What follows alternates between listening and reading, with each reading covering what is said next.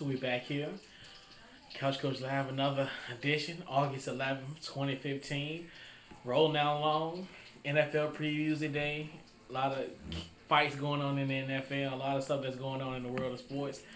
But first, we got to start off with Geno Smith, which, like I told you earlier, when I first heard about the news, it was like, nah, this can't be real. Like, this man got sucker punched and he's out for 6 to 10 weeks. Yeah. Now, this stems from an altercation with budding linebacker Ike Aminka Polly. I guess that's I've heard people say it all day and everybody muffled it, and I hope I did it to the best of my abilities. But the altercation took place due to pretty much a obligation that Geno Smith didn't fulfill. Yeah, he was supposed to go to this young man's football camp, and I guess the approximate value is $600. The plane ticket was $600. The plane ticket, which was $600.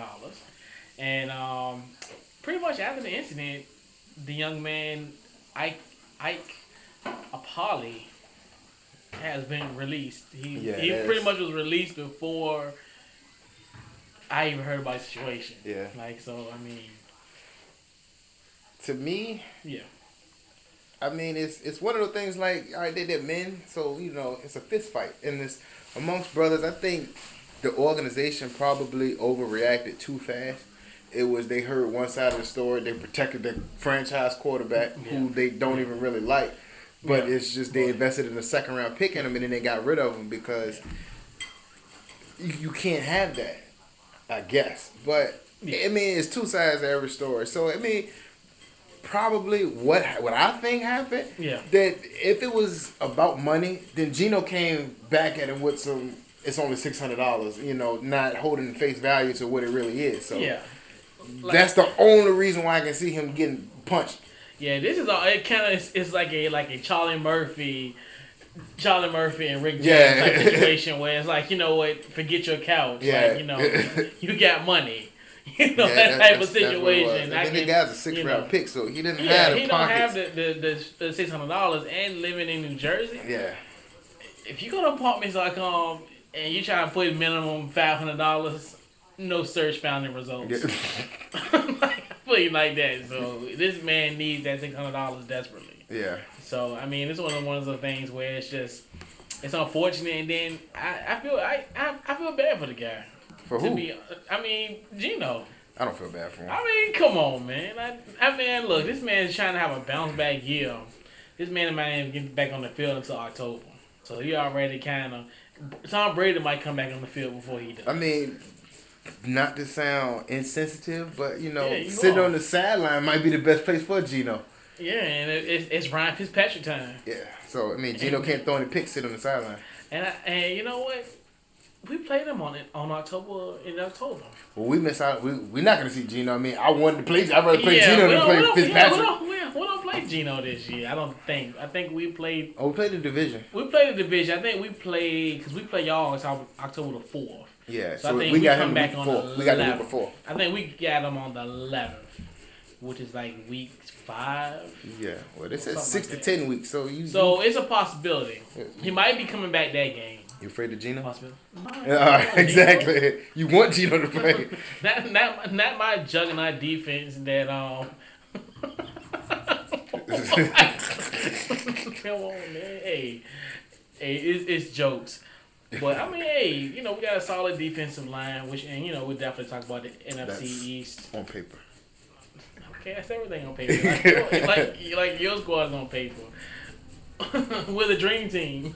You can have that quote. Take it. I will sign it over to you. We're the dream team. I was like, okay. But and I think because you're looking at how the Jets are at this stage, and like in other teams in the AFC East, they kind of in a sense have a leg up. Yeah. When you're looking at it from a standpoint of, and we still think the Tom Brady thing stick, but with that final, but for August 11th for the day, he's still spinning for 4 games. So you won't get him back until October the 18th. Yeah, October 18th. Yep. So you wouldn't.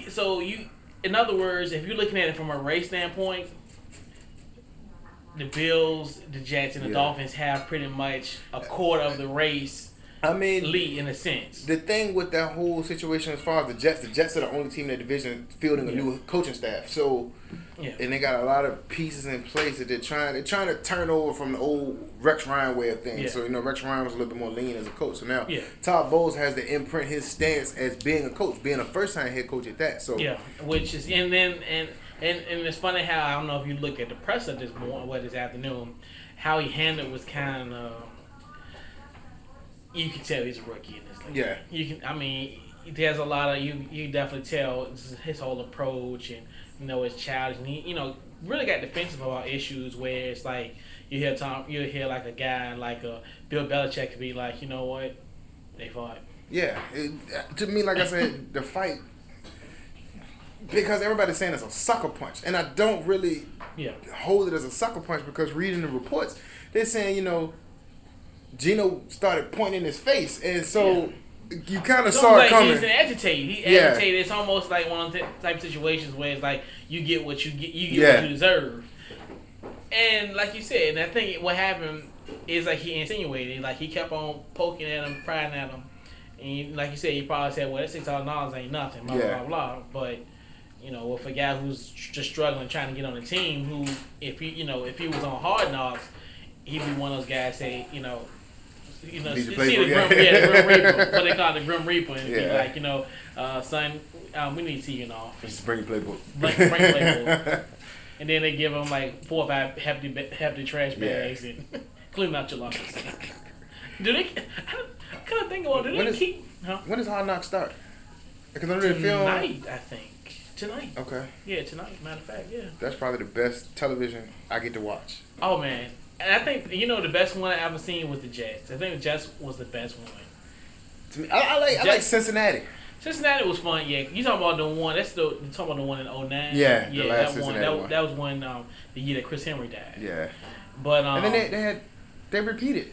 Cincinnati did because they did when during the whole regime. I think the second year because they had because I remember Jay Gruden was on there and because I like the second go around better. The second go around because that was the year after they drafted Andy Dalton and Jay Green, so it was that second year. The Cowboys one to me was the worst. I don't like the Cowboys one. I just like the whole little Terrell Owens and then the little dad and then the old lady that always be a training. Yeah, and I'm like, why does Dallas have training camp in California? It's hot enough in Texas already. Texas, yeah. I don't get it either. Yeah, but okay. But I think that was probably the best one. And actually, what's so funny? I'm glad that we brought up Hard Knocks because this year's Hard Knocks is in Houston, Texas. And if Hard Knocks do come on tonight, you might have seen something that happened on Saturday here in the Friday. Well, it was Saturday. It was Saturday morning. It was Saturday morning. Yeah. Where the Redskins and the Titans, but the Texans, who actually had a inter-squad scrimmage in a sense on Saturday, actually was involved in a brawl. It took place, and it was pretty much a whole total of like 3 fights all together. Started on one side of the field, then it trickled to another side, and it was so funny. Like after the fight, the Texans went on their side of the field, and the Redskins went on the other side of the field. Yeah. And I was like, this is a typical fight where everybody go their separate ways. Like, you go to your room, you go to your room. You go to your side of the field, you go to your side of the field. So I thought that was a very, very interesting thing. And I kind of like it. Call me crazy. Because to me, I just feel as though I think what lacks with my beloved Washington Redskins is mental toughness and mental fortitude. Okay. And I think he's one of these guys where when you see so many infighting in the last 3 to 4 years of this team, it's been infighting forever. Mm-hmm. But just notable in the last 3 to 4 years, where you wouldn't see a lot of guys if somebody got in that field and was getting pushed and bullied around, but and it also comes to a certain extent of who's doing the fighting, because a lot of times during training camp, it's the guys that are fighting are the ones who don't make the team. Yeah. So that whole physicality kind of loses its toll. It loses its toll, but I just get tired of the whole cliche of you out there, tempers flare, you beating up each other. Yeah. I just don't like that. To an extent. But I just think, and for me, it just takes a different light Because to me, it's just the whole tone of the atmosphere, and it just shows me that this team can have a little bit of toughness in them. It remains to be seen. It remains to be seen, but when you, especially in this infancy of the season, you always want to kind of draw, because training camp, especially like since being here in the backyard here, has given me kind of a little insight on how the season's gonna be. Like I knew, like last year, like when we played the Patriots and Tom Brady sliced us off, and everybody's like, "Well, this is preseason." And I was like, "Okay, Tom Brady is not treating this game like it's a preseason." Because we had the same situation. We played him in preseason, and Kerry Williams had a pick 6 on Tom Brady. Yeah, and.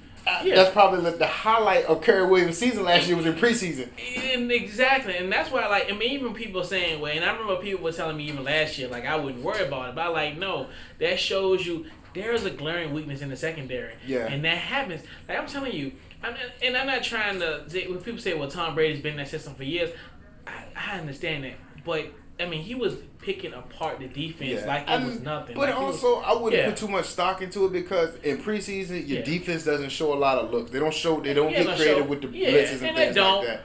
Your offense and defense are very vanilla. So you it's something to gauge on, but I wouldn't put a lot of stock into it. I don't know.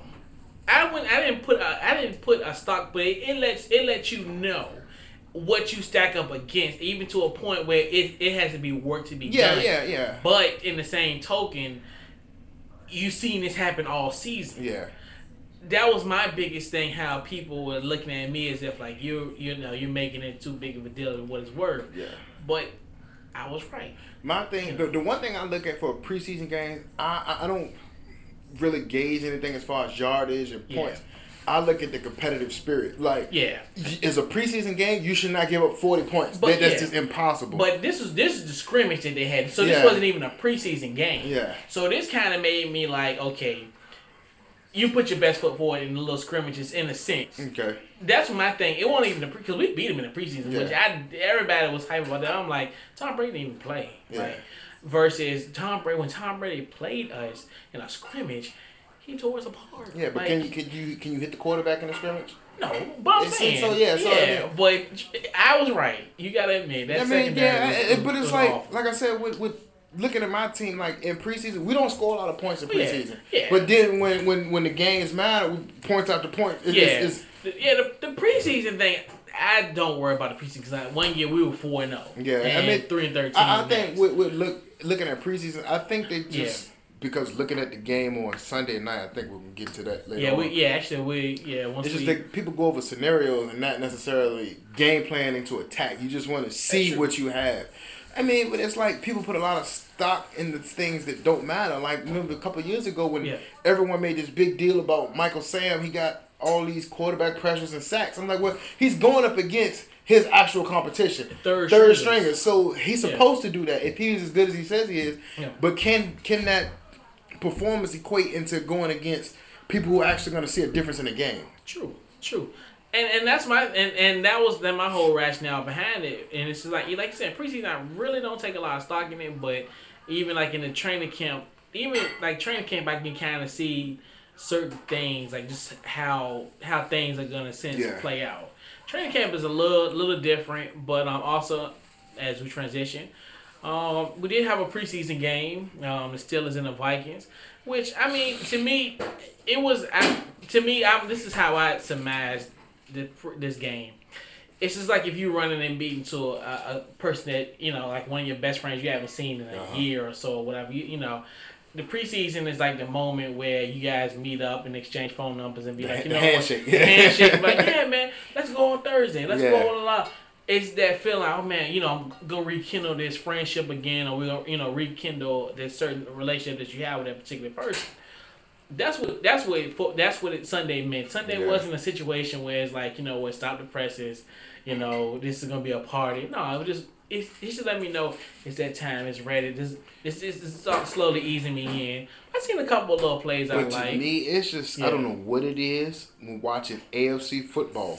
It's terrible. It is so slow. I'd rather watch paint dry. That game was just It's boring. Yeah. I mean, and it's to say, last year's game, Buffalo and the Giants was a lot more competitive. I don't know what it is about watching Pittsburgh play. It's just because that defense, and it's just that whole like them in Baltimore are like, come on, man. Like, they're just boring games. We played Baltimore this year. Yeah, we played them in the preseason. Oh, y'all always play them in the preseason. Yeah, we got them on the 29th. I'm thinking about going to Baltimore. I'm a little scared. I mean, the last time we played Baltimore in preseason was the introduction into the wide 9 defense. Yeah.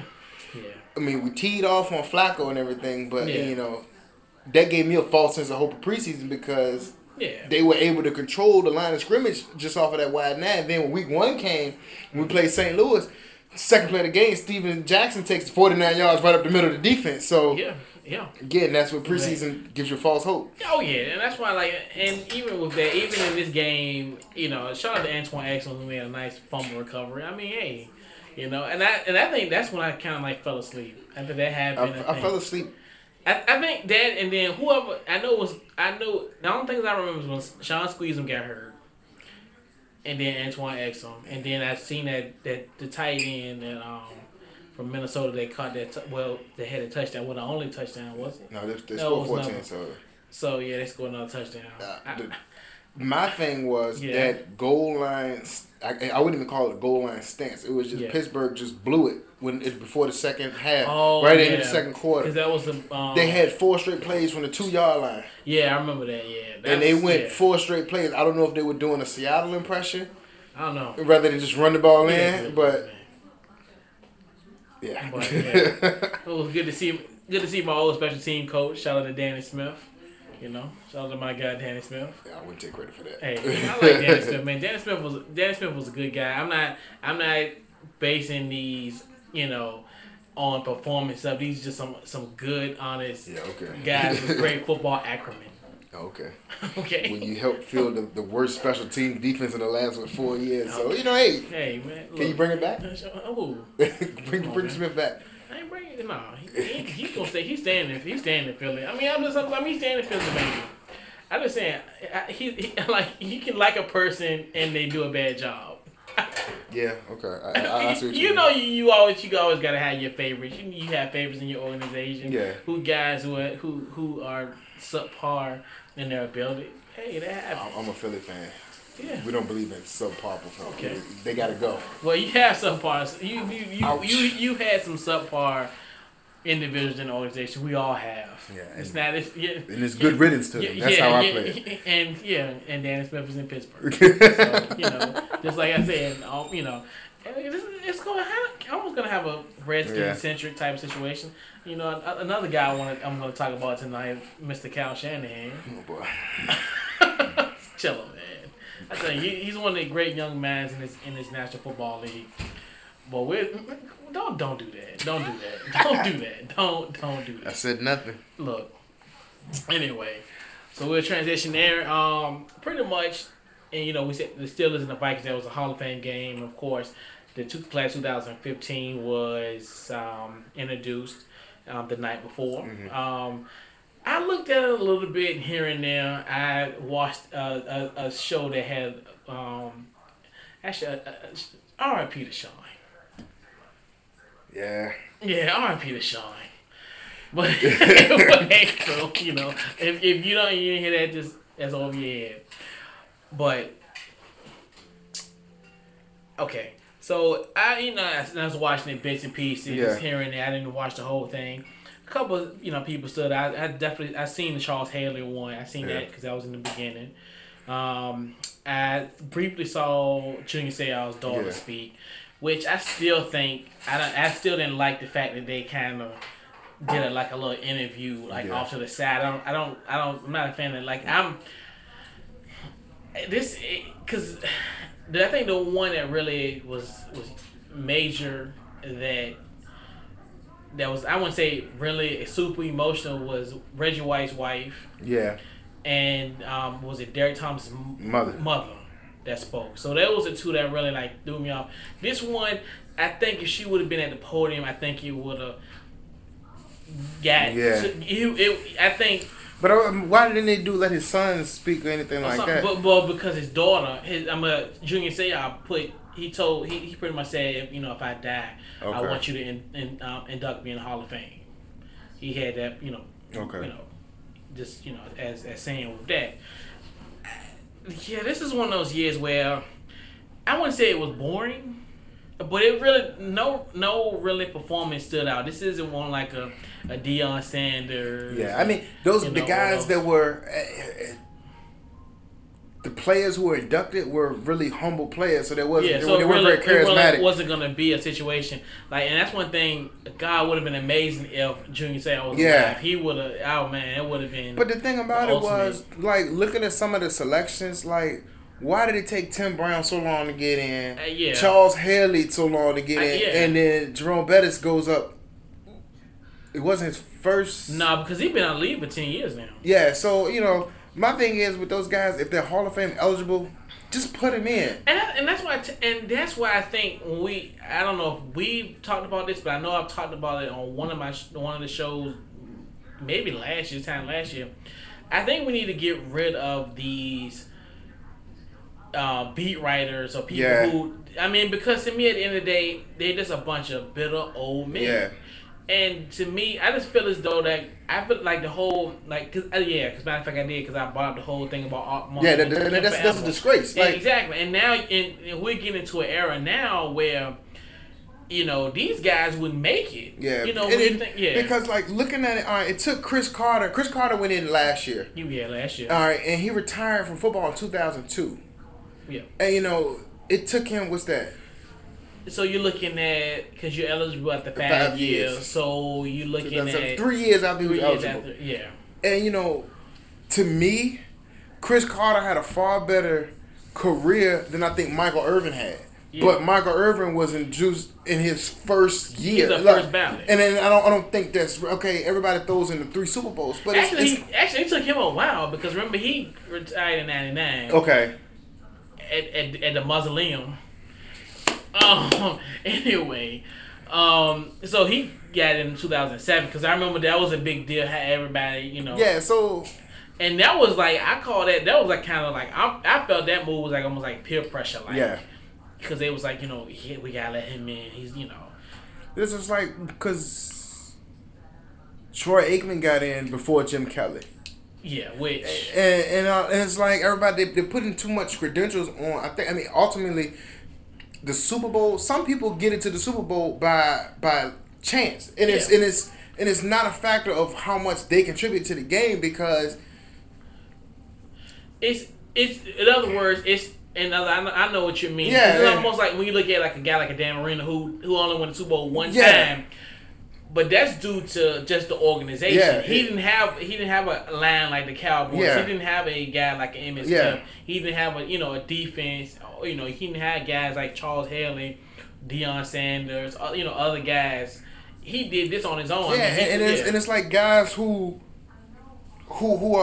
inducted to the Hall of Fame post free agency era are getting bumped in there faster than the guys who free agency took a toll on football. Period. Had there not been any free agency, Reggie White would have still been in Philadelphia, and I believe that to the bottom of my soul because that's why Dallas, everybody, we won those 5 Super Bowls. I mean, I give you credit for. I won't even give you credit for the last 2 because you paid for them. With the way the structure's you can't keep teams together because of free agency. If you look at your organization. How fast they fell from grace just after that 91 season. They just got obliterated due to free agency. Yeah, and I don't give a lot of teams credit because if you're able to produce in the free agent area, then fine, you deserve every accolade that you get. And that's why I think, like you said, that's why we're not, in a sense, we're not gonna have I call dynastic type of franchise anymore because of this whole structure. That's why, like we said, how with Seattle. Now, in the old traditional sense, this team build their young, and then now you're getting a guy straight out of Tuckahoe who you paying $20-something plus $1 million, and other guys and other pieces where it's going to be hard to pay everybody. Yeah. So somebody's going to have to leave. I mean, in a situation like with us and Brandon Boykin, you have to trade him because, for one, he's not going to stay there making nickel corner money when he wants to play on the outside. Yeah. It's kind of hard to keep him to stay there when he knows what he wants to do. You don't have those same guys. Like, you look at the way the Buffalo Bills were. They went to 4 straight Super Bowls. Had that happened in the modern day era, pieces would have been moving and shuffling all the time. But because they had to stay. They were stuck in neutral. Yeah. Because like you're saying, and that would have been the case probably. But thank goodness that didn't happen. Yeah. That's a Super Bowl ring on Redskins' way. Thank you to the Buffalo Bills. What? Okay, man, because y'all ain't... We should have been in there. I know, man. 1990, that was it. That was it for us. We should have had it. Yeah, shout out to Mike Golding. It's not his fault. I know, man. It's Buddy Ryan's fault. Yeah. If Buddy Ryan just gave an ounce about offense, we would have been fine. Yeah. Matter of fact, I think I might have a surprise for you next week. Okay. I think you're gonna love it. I don't know if I'm gonna like this. For real, man. We do our NFC East preview next week. It's going down. It's gonna be. Should we say them for the last week? I mean, we can. I mean, it depends. We got the 18th and the 25th, so okay. We got 2 weeks left of previews. Okay. It's whatever. But anyway, your boy Aldon Smith. Man, just leave the bottle. I just can't with this guy. And you're so funny because I heard about the news. I was actually a spectator at watching Redskins training camp on Friday, and some guy was just talking. He was like, "Man, I can't believe what happened to Aldon Smith." I'm like, "What y'all talking about?" And then of course, the news came down that he was charged for hit and run, DUI, and vandalism charges. And once I found out the news, pretty much he was released on Friday as well. And I mean, he's had pretty much a checkered past. He's been arrested for DUI in 2012, legal possession of an assault weapon at times, and then the whole airport incident where they call it making terrorist threats. This, that, and the third. And they're even saying that 3 teams are actually looking at it, which I'm just like. Whoa. I mean, why would you do that if you know he's gonna get suspended? He's gonna get suspended. Like, and this is my thing. Like, I understand the guy's talented, but you can't trust him. You can't trust him because to me, and even in this case, if you hit somebody call, don't run away from the scene. Yeah. You're not a 15-year-old kid. Your mom's not gonna kill you. Yeah. I mean, you're an NFL. You're a millionaire in NFL. Your insurance is gonna go up this high. Just say, look. Now, what's gonna happen is the person who he hit. That's gonna be the biggest problem you're gonna deal with because of the civil suit because of who you are. Because who you are. That's why I'm just like, look. But I'd rather take that L than the charge that you have. I mean, I understand, like you said, and even if it was even a small, this, that, and the third, but man, don't. I blame the organization. Even though he is a grown man, sometimes you have to save people from themselves. That's just like the way, and we all joke and mocked about it. The way Jerry Jones put that team in place to protect Pac-Man Jones and Dez Bryant. Even though they felt like they were being babysitters, you have to do that. And that's why I tell people, like, and people say, well, they're a grown man. But at the end of the day, just because someone is a grown man, these are grown men. This is a grown man that has a problem. Yeah. And this is a normal. It's not. We're not saying babysit Colin Kaepernick. Yeah. We're talking about babysitting a guy who's had multiple issues with DUI, who, in a sense, is 1 foot out the league. Yeah. Like, I am going to save his life. Yeah. Like, I don't, this, and that's why I hate the whole mantra of, he's a grown man, he's an NFL player. And I understand, yes, people who think logically, like most people in the National Football League, know to stay away from. But when you have a problem and you have a disorder, you can't capitulate that in your brain. Yeah. You can't. Yeah, I mean, like the situation with Josh Gordon and then the coach from University of Richmond. The Trail Scott. Yeah. These are high-profile figures.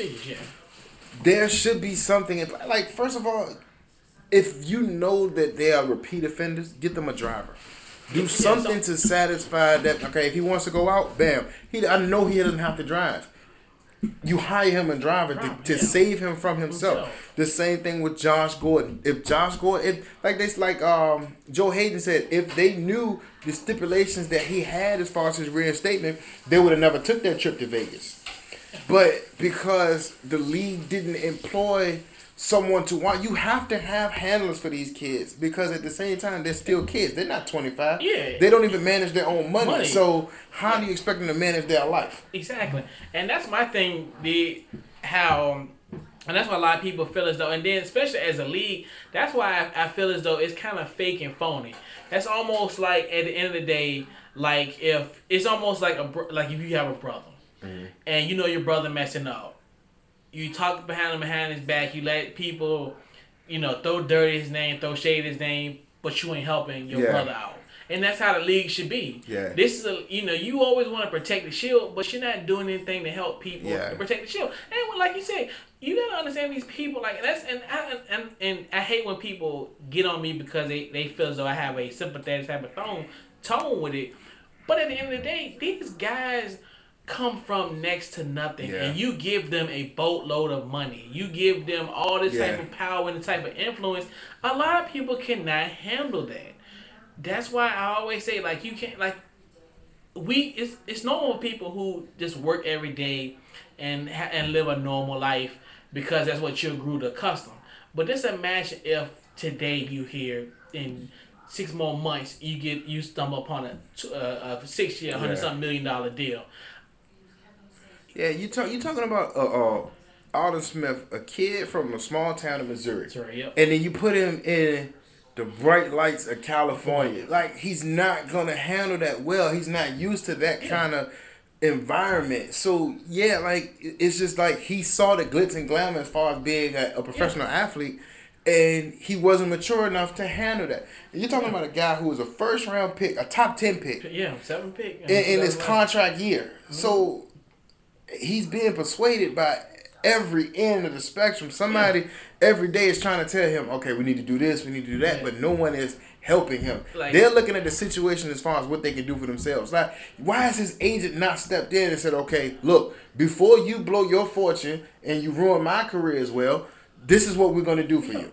And that's what, and I think that's what a lot of guys do, because that's why guys, they have the type of mantra, because it's like, okay, everybody's thinking about themselves. Because most people, you got to think, what are people's intentions that you meet? Like, are they in my pockets? Do they really want to know the person that I am? And that obviously let you know, especially when you mess up like that, that's just let you know who's really down for it. Because and like we talked about it with the Johnny Manziel thing, the biggest the weakest link to an athlete or celebrity is the entourage. Because if I'm in that entourage, and I'm not saying that I wanted to be a freeloader or anything, but like that, but that also is your meal ticket. That's how you're in the public figure because of them. So what you do is, I understand, like, if you're in that entourage, he's taking care of you, then you take care of him.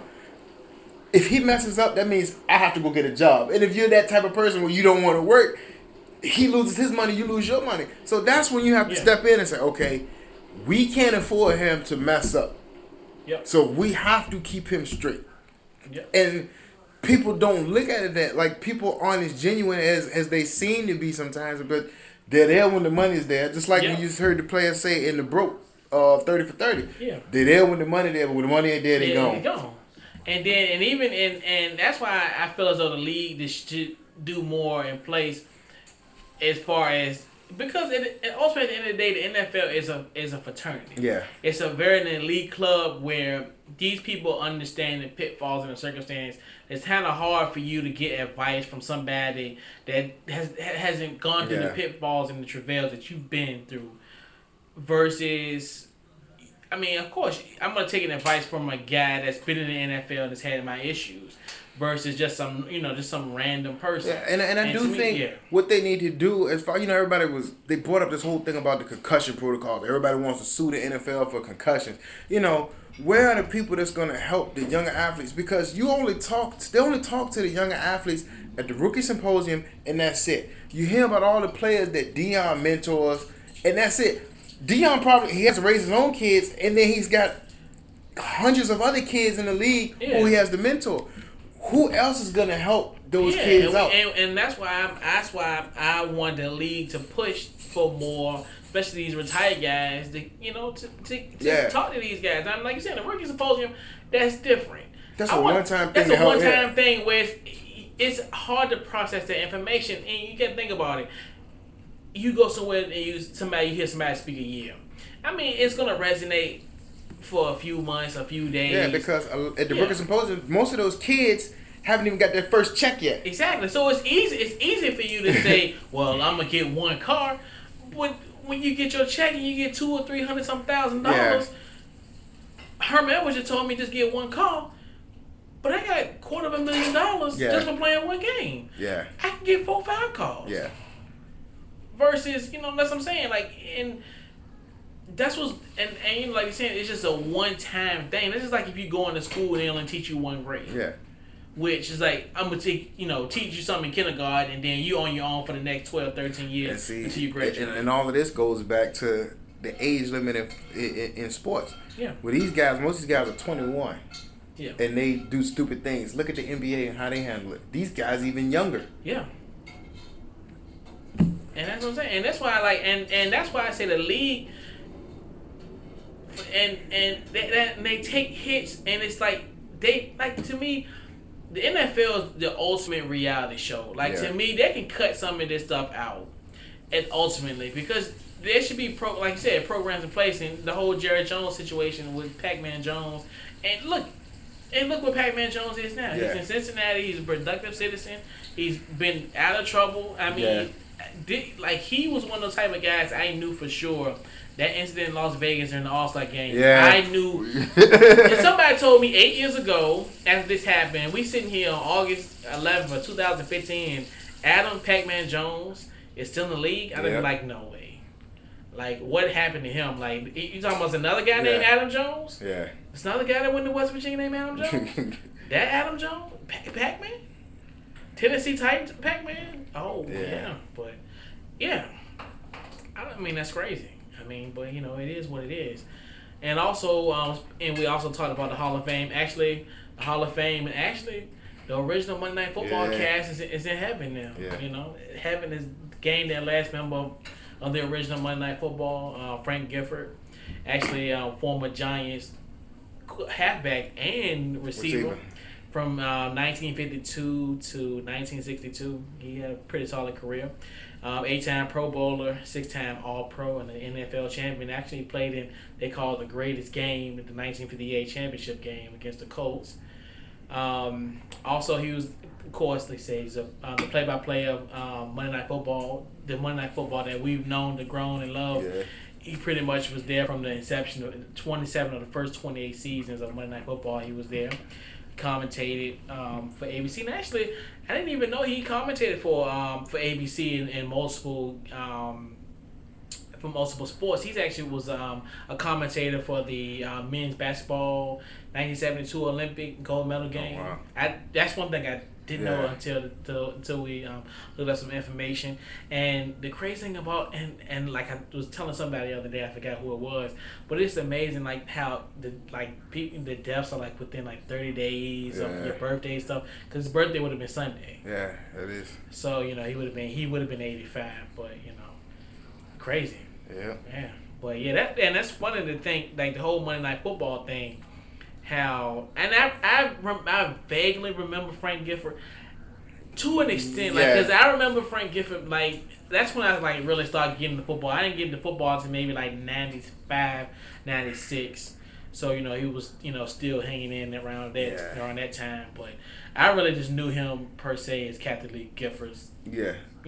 And that's just that's just how it is. Especially being of our age at 30. 31 years old, so but so definitely, And then we get the honor of playing in the first Monday Night Football game, so they're gonna have a good tribute for him. Oh yeah, they're gonna have an excellent tribute.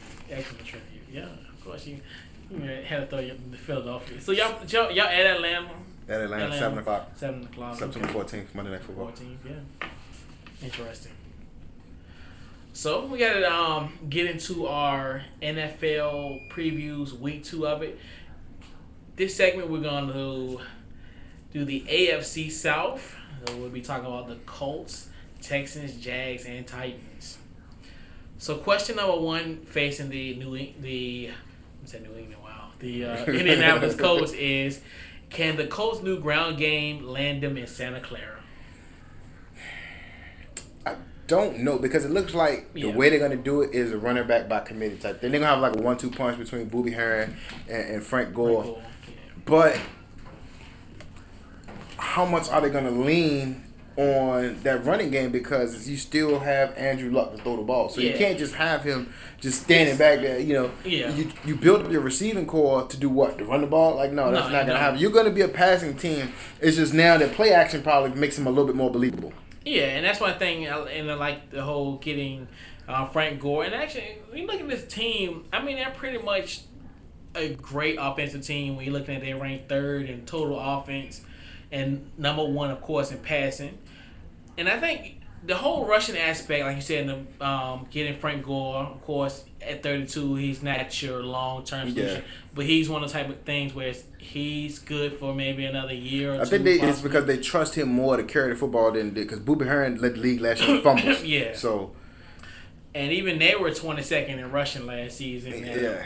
So that was one of the things where, and I guess the whole thing with your boy didn't work out in Trent Richardson, which, I'm since you're in Alabama, I'm definitely gonna do some Alabama digs the next couple weeks. That's okay.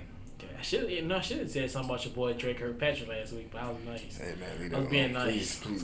I was being nice. I just know I got that in my back pocket.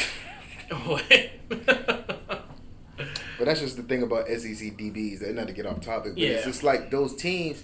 They're so reliable on their front 7 that it makes the back 4 look better than what they are, because you might have a flash in the pan where somebody is actually decent, but they get overshadowed by their pass rusher, so you don't have to cover as long. Your skills don't have to be as good, because you look at when it translates into the NFL, how many people in a secondary from an SEC schools actually dominate?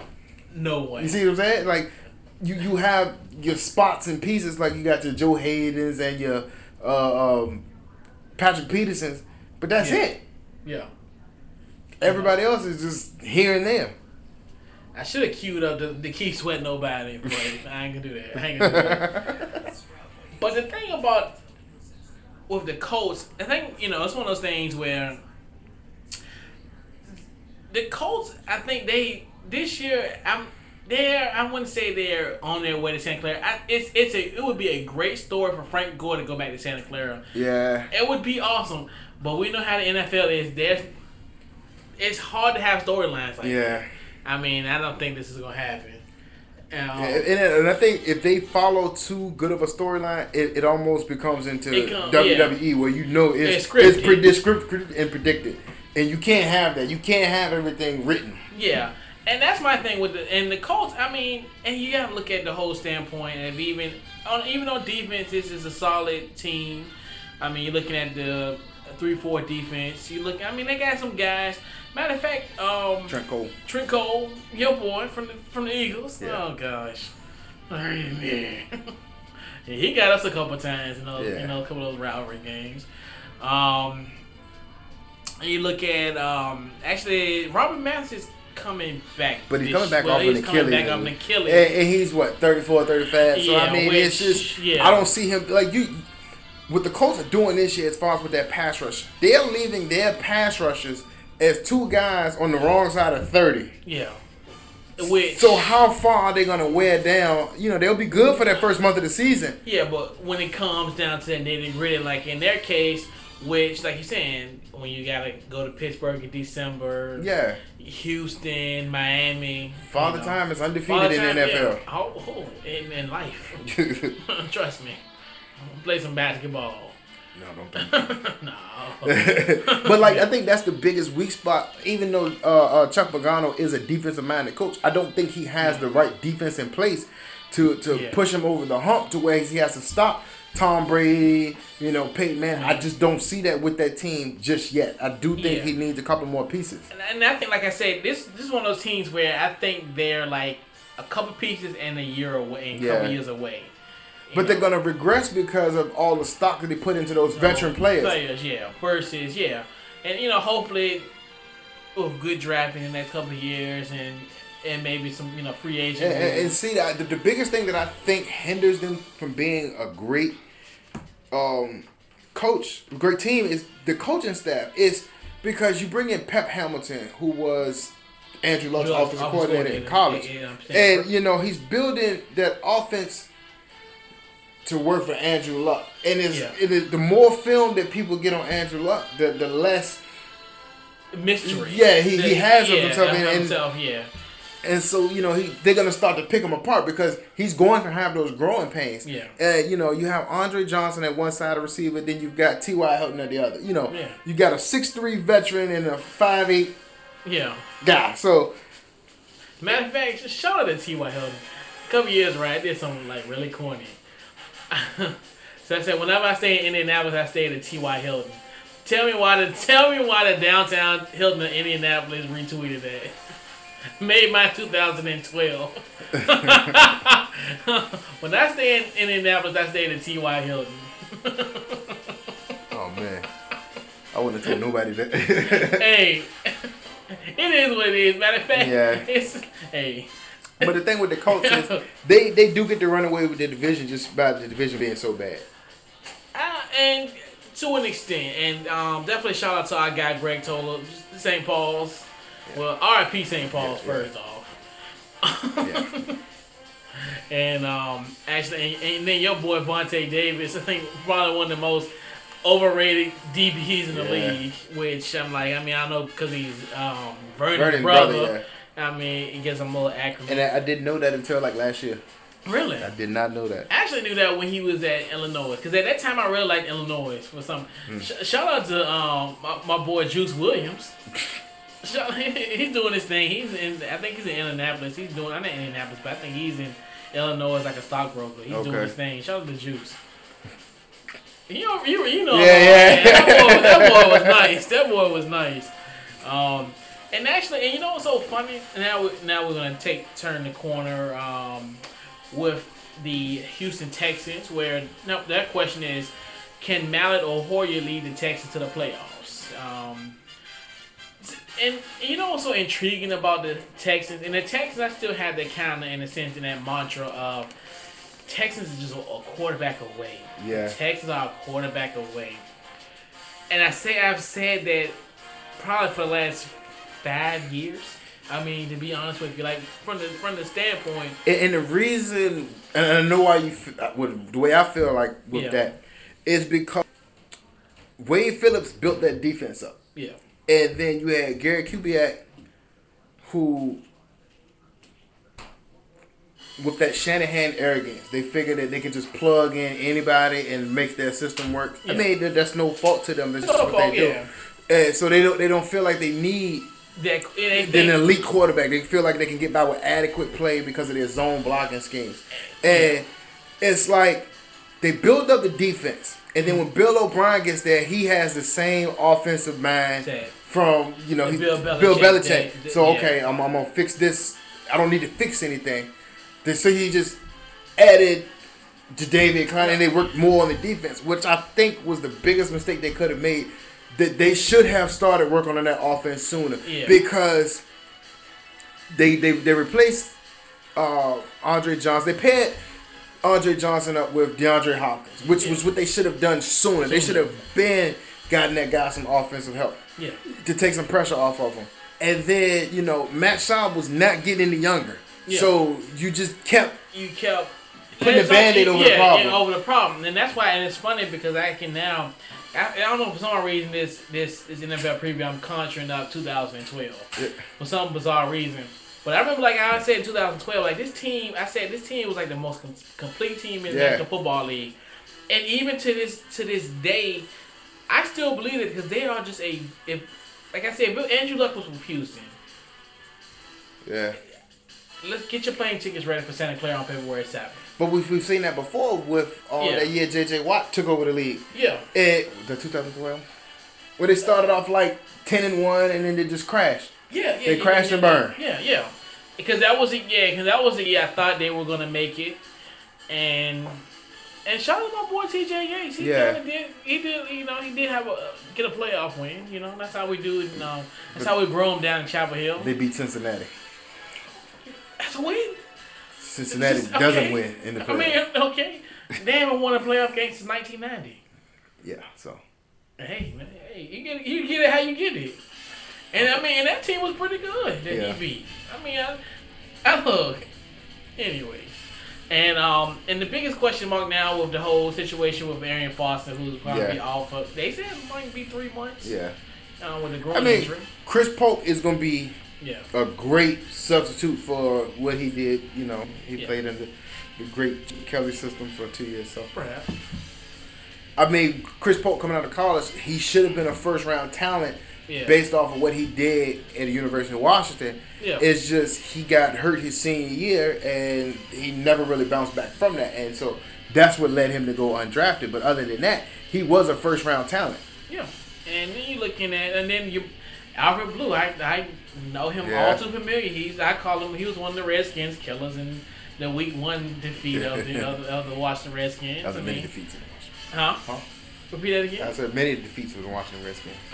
That was just 1 out of 12. Okay. Look, hey, it was a transition year. But anyway, like you said, I kind of like them getting Cecil Shorts. To me, let me speak. You looking like a good pick. I didn't know he went there. Yeah, Cecil Shorts went there. Yeah, and that's why I was like, and I wanted him to stay in Jacksonville to kind of grow with our boy Blake Bortles. Shout out to the boys down at University of Central Florida. And then, you're looking at, just Nate Washington, like, I call it the ageless wonder at this stage in the game. Like, I'm surprised he's still in the league. The pick for me with Houston is going to be Jalen Strong. Yeah.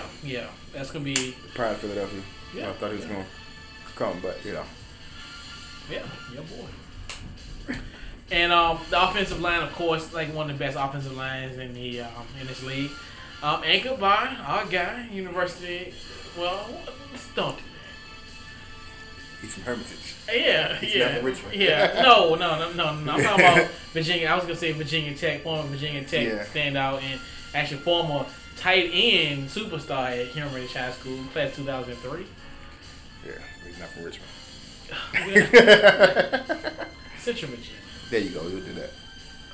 He's not from Tuckahoe. Yeah. He's just from.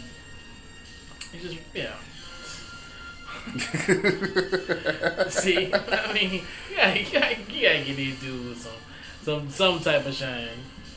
They're from the 804 area. I'll give him that. Yeah, he's from the Richmond metropolitan area. Yeah. Like he's from from that area. Out Short Pump. Short Pump, yeah. The boy from Punt Road. But anyway. Also, you're looking at Ben Jones at center, other guys, Derek Newton. So, they got a solid offensive line, And of course, the defense.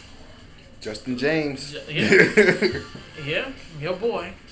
And your boy, J.J. Watt. Justin James Watt. Justin James Watt. And he just... Man, what can you say about this guy? That's it. And you know what? And it's amazing. And of course, we talked about the scrimmages that the Redskins and the Texans. They was here for 3 days last week, and it was just amazing to think that how he signed everybody, and like he was on the field for a good while, signing autographs and signing even people Redskins memorabilia with his name on. And and that's one of the things where. And it's funny, me and the guy were talking. That's how you kind of like. I like him because he embraces that he he's the of course voted on by players as the best player in the NFL, and in a sense he embraces it and he treats it. Yeah. And he's humbled by the experience. Yeah. Because if you listen to some of his interviews, they asked him, he's at anything Houston related, he's there. He's at the Rockets games. Yeah. you don't see him out and about in the Houston nightlife in a negative way. He's something positive in every aspect, even if it's going back to Wisconsin games. Yeah. You know, and he embraces the fact that he is an athlete. And, you know, when they ask him, you know, why doesn't he partake in some of the things, he said, well, because right now I'm a football player. And I have to take care of my body and protect who I am. I can do all that other stuff after I retire from the game. And, you know, that's for somebody who is polarizing as a figure as he is in the NFL, that he enjoys being a football player. Yeah.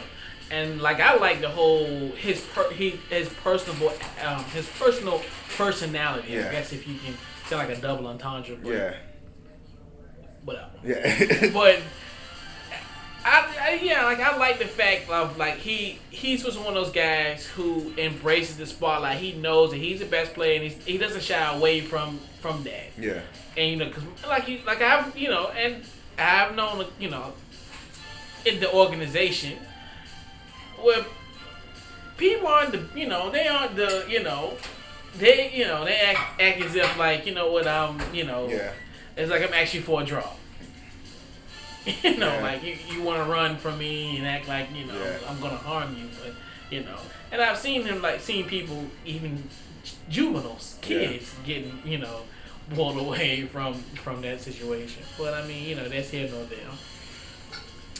And so J.J. Watt is actually he's going to try to, in the elite company, trying to be the first player since Lawrence Taylor to win 3 straight Defensive Players of the Year. And Lawrence Taylor is from the University of North Carolina.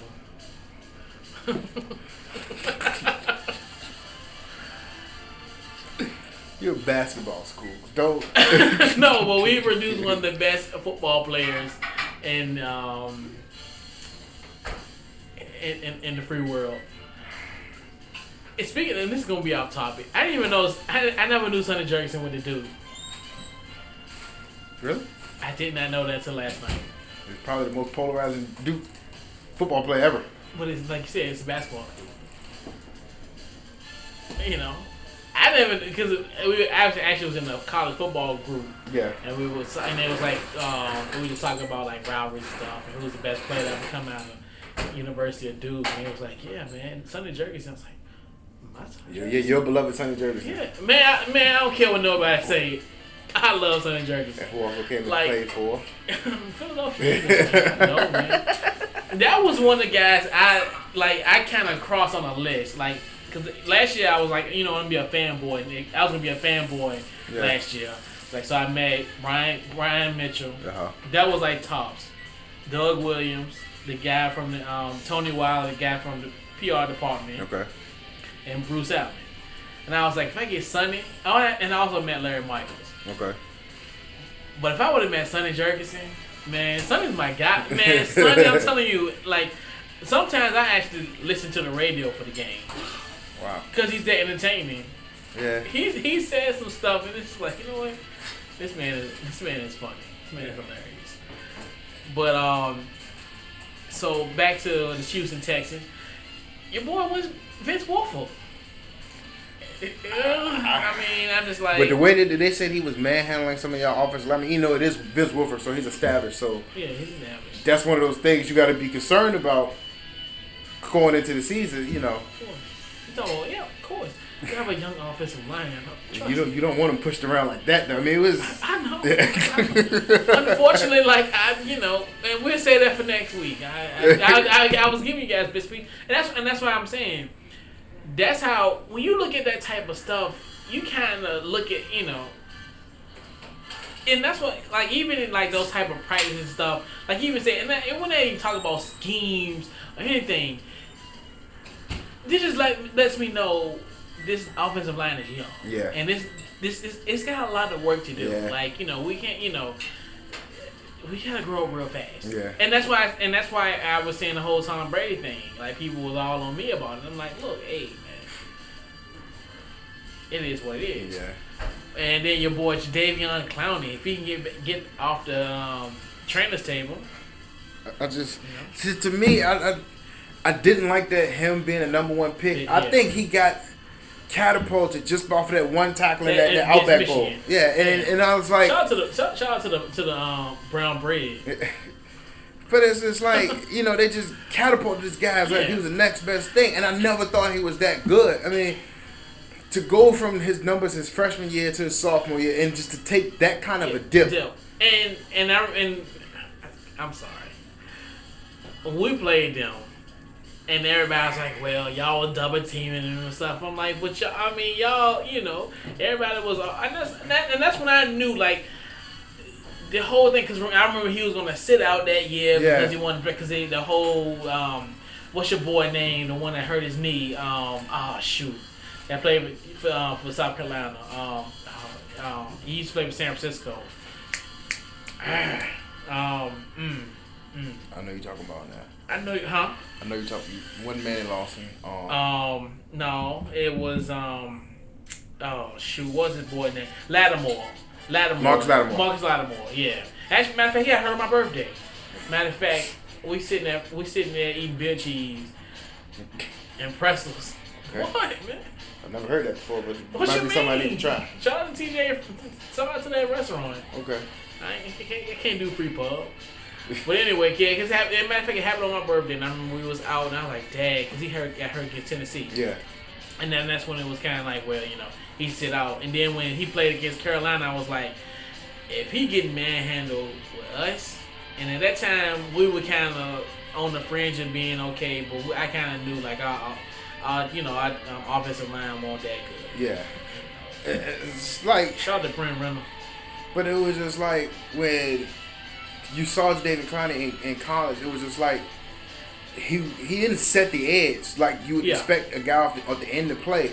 It's just he just went around everybody. He was just faster than most of your left tackles, and he just went around everybody.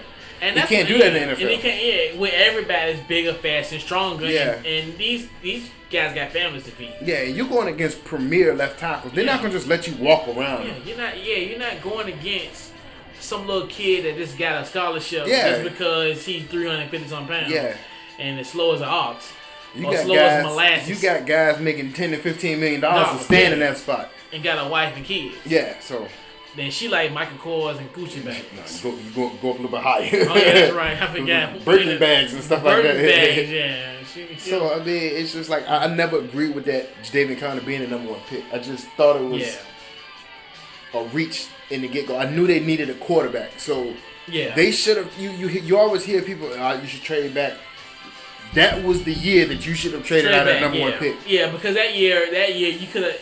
That was so funny about that. It was very mid heavy. Yeah. Where this wasn't in most years it's top heavy. This one was like, if you get yourself centered like maybe in 15 range, you're in good shape. Like, you're gonna get us automatic starter.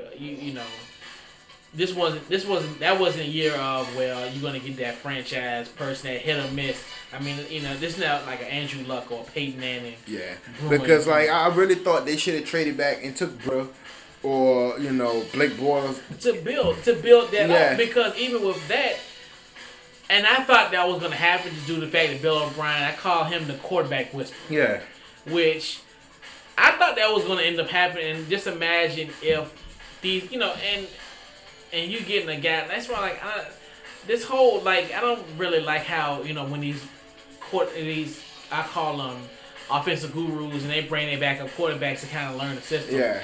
Which is it never works out.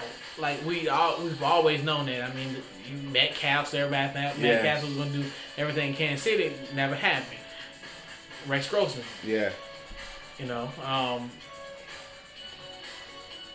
Dennis Dixon. But he never panned out with us. He was only there for training camp, so we let him go. I know. Don't do that. But anyway, man, it's just a Chip Kelly night. But so transition from there, we're gonna go to question number 3. Can Blake Bortles and the Jags become a sleeper? No. Yeah, the team is just that bad that there's no.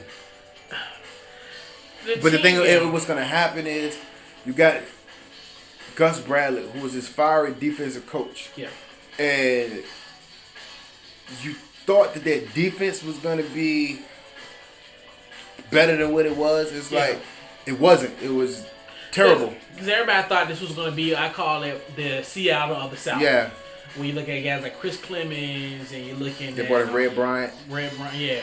So everybody thought this was going to be like that type of team. And, and then they already had the middle linebacker in place, Paul Pawlowski. Yeah. He's already there, so, there was the anchor for your defense. You just needed, pieces around it. And so they drafted Jonathan Cyprien. I mean, and then even this year, Dante Fowler's hurt, so they're going to take a step back because of that. And I mean, and you're looking at and then you're looking at guys like Jared Odrick. Yeah. And I mean, this team, that's what you really thought this was going to be. The defense was going to be the first one where, the offense got to pick up. But they're better on both ends. Yeah. I mean, you're looking at, statistically, at 31st ranked total deep offense. Then they ranked 31st in passing yards and then 30th in interceptions. Yeah.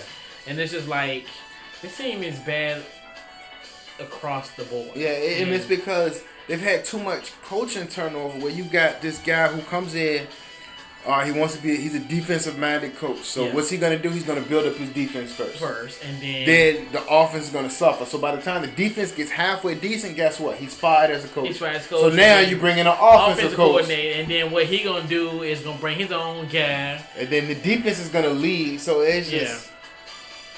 The leashes are too short for some of these coaches. And I understand that because they want parity across the NFL that, you got the 3 year. First of all, you got 3 years for a draft class to even pan out. So you're getting rid of coaches before. And I think now, and like you said, now we live in such, and even in the world that we live in now, we live in what I call a microwave society. Yeah. Everything wants to be done in like 30 seconds or less. And this same goes true in the National Football League, especially now when you're looking at at the quarterback position. Like, to me, the whole Blake Bortles thing. Him being thrown into the fire, you're throwing grease into a raging fire. Yeah.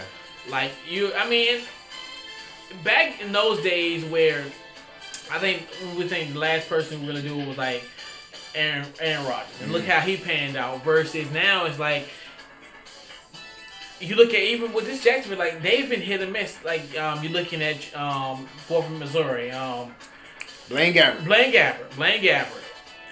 He was in there and But the thing about Blaine Gabbert, his development got hurt because MJD got hurt. Yeah. Justin Blackman got suspended, so they never had a chance to move it. Yeah. And oh man, I lost my train of thought. Pick that up. And that's what I'm saying. Now you're in a situation where quarterback, now you don't have to pay quarterbacks as much anymore too. Okay. So, but the thing about it was, when they had those guys who you had to shell out all this money to play the quarterback because you drafted them so high, they threw those guys out there. And to me, those guys were actually a little bit more successful than the way these guys are. Now they sit there and say, okay, well, they got time to sit and learn and before we can... But then they rush them into a situation that's worse than what it is. Yeah, and that's why I was it hurts your development overall. Because Blake Bortles, the team was 0-8, and all right, we're going to throw him in there. Yeah, the situation is worse than what it is. So now you stunt his development because he's not going to win. He's not going to see any wins, so his confidence is now shot. Because, even with that, even if he can say, okay, they 0-8, he can take solace in the fact when he was on the bench, they was 0-8. Yeah. Versus he can, you can look at a situation if you had a guy there and just say, look, okay, we lost to this team. You see what he did in this play. Yeah. Don't do what he did. And get this guy along. Because, you're saying, pretty much, when you're looking at it, I think he's only won 2 games, Jacksonville won 3 games last year. Yeah, they won 3 games. And he was a part of, the Tennessee win. And I know that the Giants, when they beat the Giants by a point. I think I remember that game. And so he was responsible for all the wins. Yeah, pretty much. Yeah, all the wins. Yeah, because yep. So the Cleveland game, yeah, and they did lose 41-10 that year. I love that game. I love that game too. Just what happened in the first quarter. Man, maybe my quarterback on, man. Your wide receiver You know what? too. I should have bought my Fathead RG3. Oh, man. I'm gonna bring it next week. I'm for real. I'm bringing it next week. Let's go to question 4. Okay. No more Redskins. Question number 4. See, I'm telling you, next week gonna be crazy. Next week might be a 4-hour show. I want to save it for the last week so we can go right. So you can do the 25th. You want to do the 25th? Oh man. But anyway. All right. So can the Titans? Question number 4. Can the Titans make some noise in the AFC South? No, they're just as bad as Jacksonville. Yeah. These are the 2 teams I think are gonna be in the Christian Hackenberg. Yeah, let's do that so that way Mariota can get traded. Send him back to Philly where he needs to be. Bring the Surfer Boy in. Yeah. If he go to Philadelphia, he's gonna catch hell. I hope he does. Because, like, first of all, the whole situation with Marcus Mariota, he knows the situation is bad, and so that's why he hasn't signed that contract yet. Yeah. Because he wants to know that if he gets released, because it's probably going to happen because Tennessee is so bad, he's going to go in there and struggle. They have nothing to work with on offense. Nothing.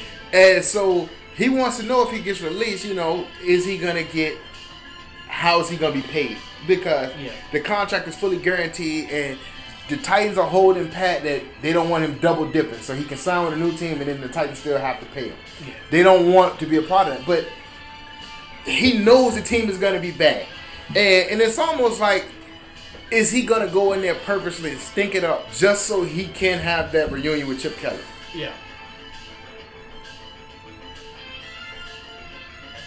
And that's one of the things where that might be one of the best strategies that he does. I mean, to me, because it's like you saying, this team, just looking at it. There's nothing to work with. It's nothing there. And I feel, looking at it on the offensive standpoint, Bishop Shanky, which I think he gave me an appetizer last year. I want to see a legitimate course before I can make that decision. I was at that game last year when y'all played them, and I wasn't impressed by it. Yeah. And I don't know if that was him or it was a free ticket. I went. It was a great game, and I remember. Shout out to the that started the McCoy era. The Chicken Wing Fest. I was at Chicken Wing Fest, and I'm telling you, I don't know. Richmond needs to do stuff like this, where they had it was at the Chicken Wing Fest. And they had a big screen TV out there. It was awesome. And then I give you that it was like. It was such a fun feeling. It was so euphoric after that field goal. The smell of chicken wings, the they fall started air. The Colt McCoy. That's all it was. And then Colt delivered the best performance for a guy to celebrate his 30th birthday on. I'm sorry. This has been a Redskins night. I'm sorry. Yeah, I don't like this. Hey, man. These are moments in your life, man. You gotta cherish these things. Okay. Come on, man. It happens, man. Hey, man. You always gotta have something going good in the season. And like you're saying, these guys, none of these guys are like household. Not even household name. They're not even crack house. Type halfway home. I'm sorry, not crack house. Halfway home type names. I'm just looking at the roster. They got your boy at right tackle from the University of Alabama, Roll Tide. The boy Chance Womack. He should be a right guard. Yeah, which I don't know. You said right tackle. I was like, no, I said guard, didn't I? Yeah, right. Anyway. I think you said tackle. Okay. No, he's at right guard. Anyway, receivers Kendall Wright, Justin Hunter. They got my guy Hakeem Nicks from the University of North Carolina, which I think his glory days are over. Yeah, to be honest with you. Because now he's playing for just 1-year contracts. And he's a keep getting those checks. Yeah. Keep getting that money. He's getting Antonio Cromartie money. Yeah, but he ain't got 9 kids. Yeah, and then the best player they have on their team is Jarrell Casey. Yeah. The defense now, I feel bad for our guy. Who? No, who? I'm saying who? Okay. I'm not sure. Hold up. I got Dick LeBeau. Yeah. And I'm like, especially with a team with Pittsburgh, where I think they're on the verge of becoming a Super Bowl team, which September 8th will definitely. Don't be surprised if this team. I'll give them hints. So don't be surprised on September 8th when we do our Super Bowl predictions. Okay. Matter of fact, I do a hint. One of the teams that we've talked as of so far, I have one of them going to to the Super Bowl. Who's that? September 8th. Okay. I'm doing teases. Okay. But and that's one thing. The defense. I mean, good. So they got Jarrell Casey and Jason McCourty. Those are the two. Jason McCourty. And actually, I didn't even know. And oh wow, strong safety. I like that little position right there. What they got? My guy, Denor Cersei. Oh, okay. I got what is let me see if I can look that up real quick. Cersei. Then they also got your other guy, Mr. Rackpo. Yes, he's most definitely my guy. Nothing wrong with that. Let's say Cersei.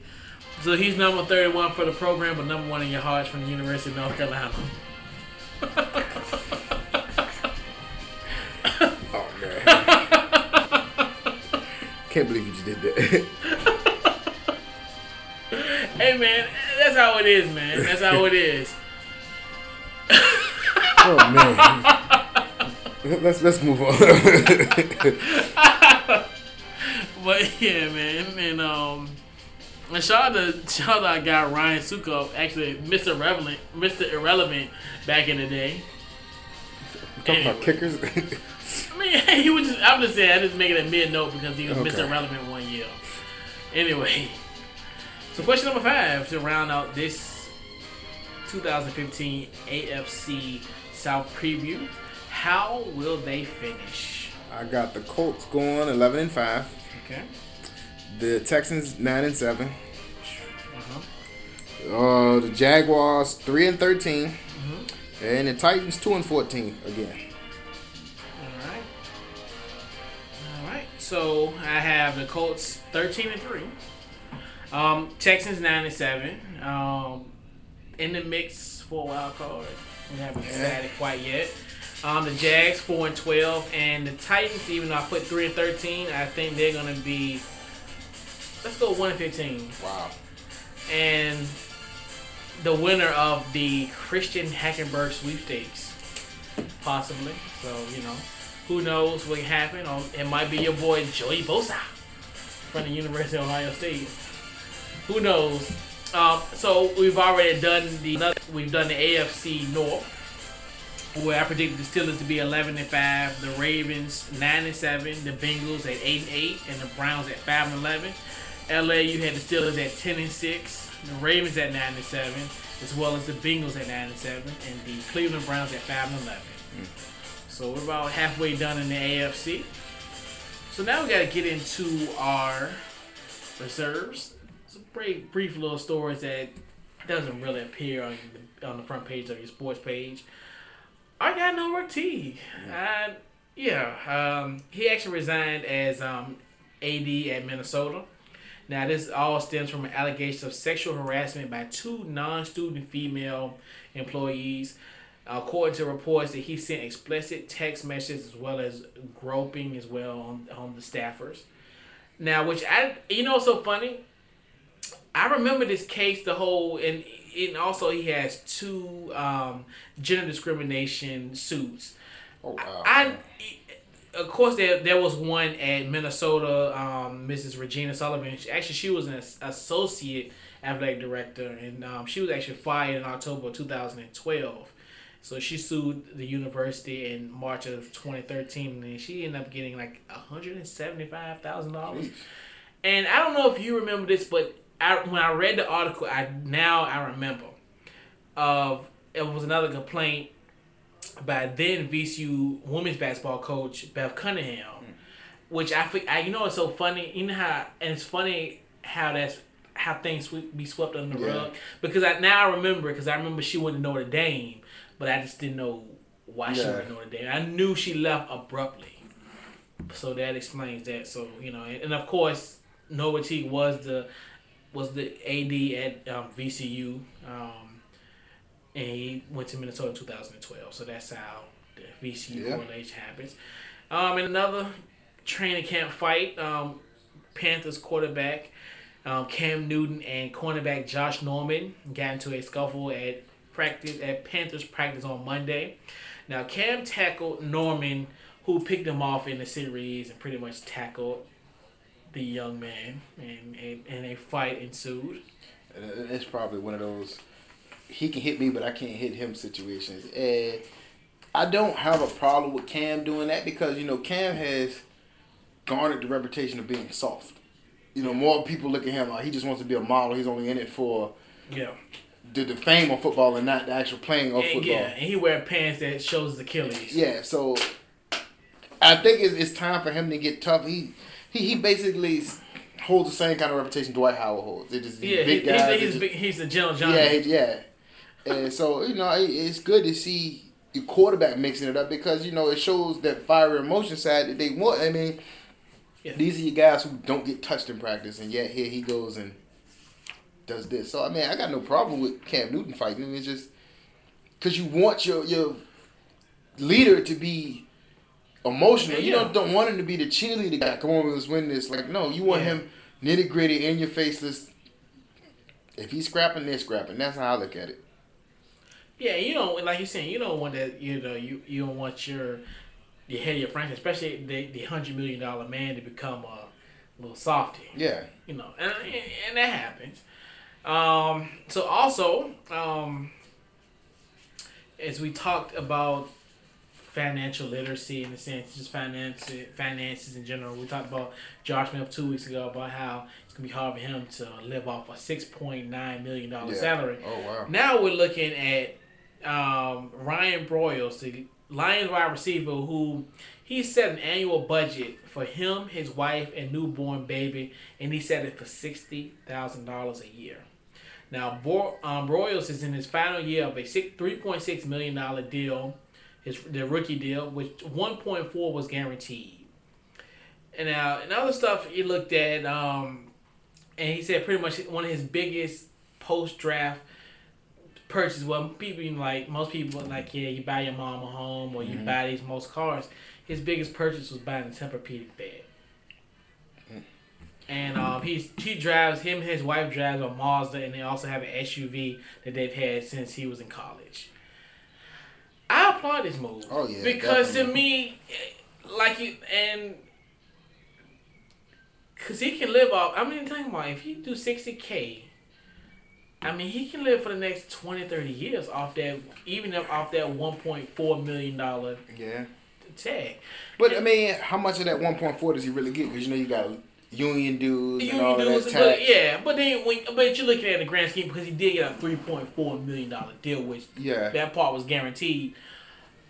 But, like you're saying, I mean, that's $60,000. Wow. I mean, that's attainable. That's great. That's something that especially if he lives in the Detroit area. Yeah. Well, his rent like $125. Yeah. But, I mean, you're talking about the all-time. I mean, the guy's smart. He's the all-time NCAA leader in receptions. Yeah. So, that alone is probably going to get him a couple more years in the league rather than him paying off. Because I think the signing of Golden Tate was a good move for Detroit. I mean, you could throw Ryan Broyles in the slot, haven't played at him because he doesn't seem like the type of guy that's going to be like, oh, you're going to pay me this or I'm leaving. So he seems intelligent enough that he's set. And he's knowing. I think he's really starting to realize the reality of a situation where it could be a situation where, and that's the thing. And I think a lot of people need to have that type of that mindset and even that type of requirement because ultimately at the end of the day, because I think in his mind he's thinking that this might be it for me. Yeah. And in the real world, if he has to get a job, getting a 60-something K job is attainable between the two, because they, in most circles they said they actually did a somewhat of a chart how most like a median income family is like $50-something thousand. Yeah.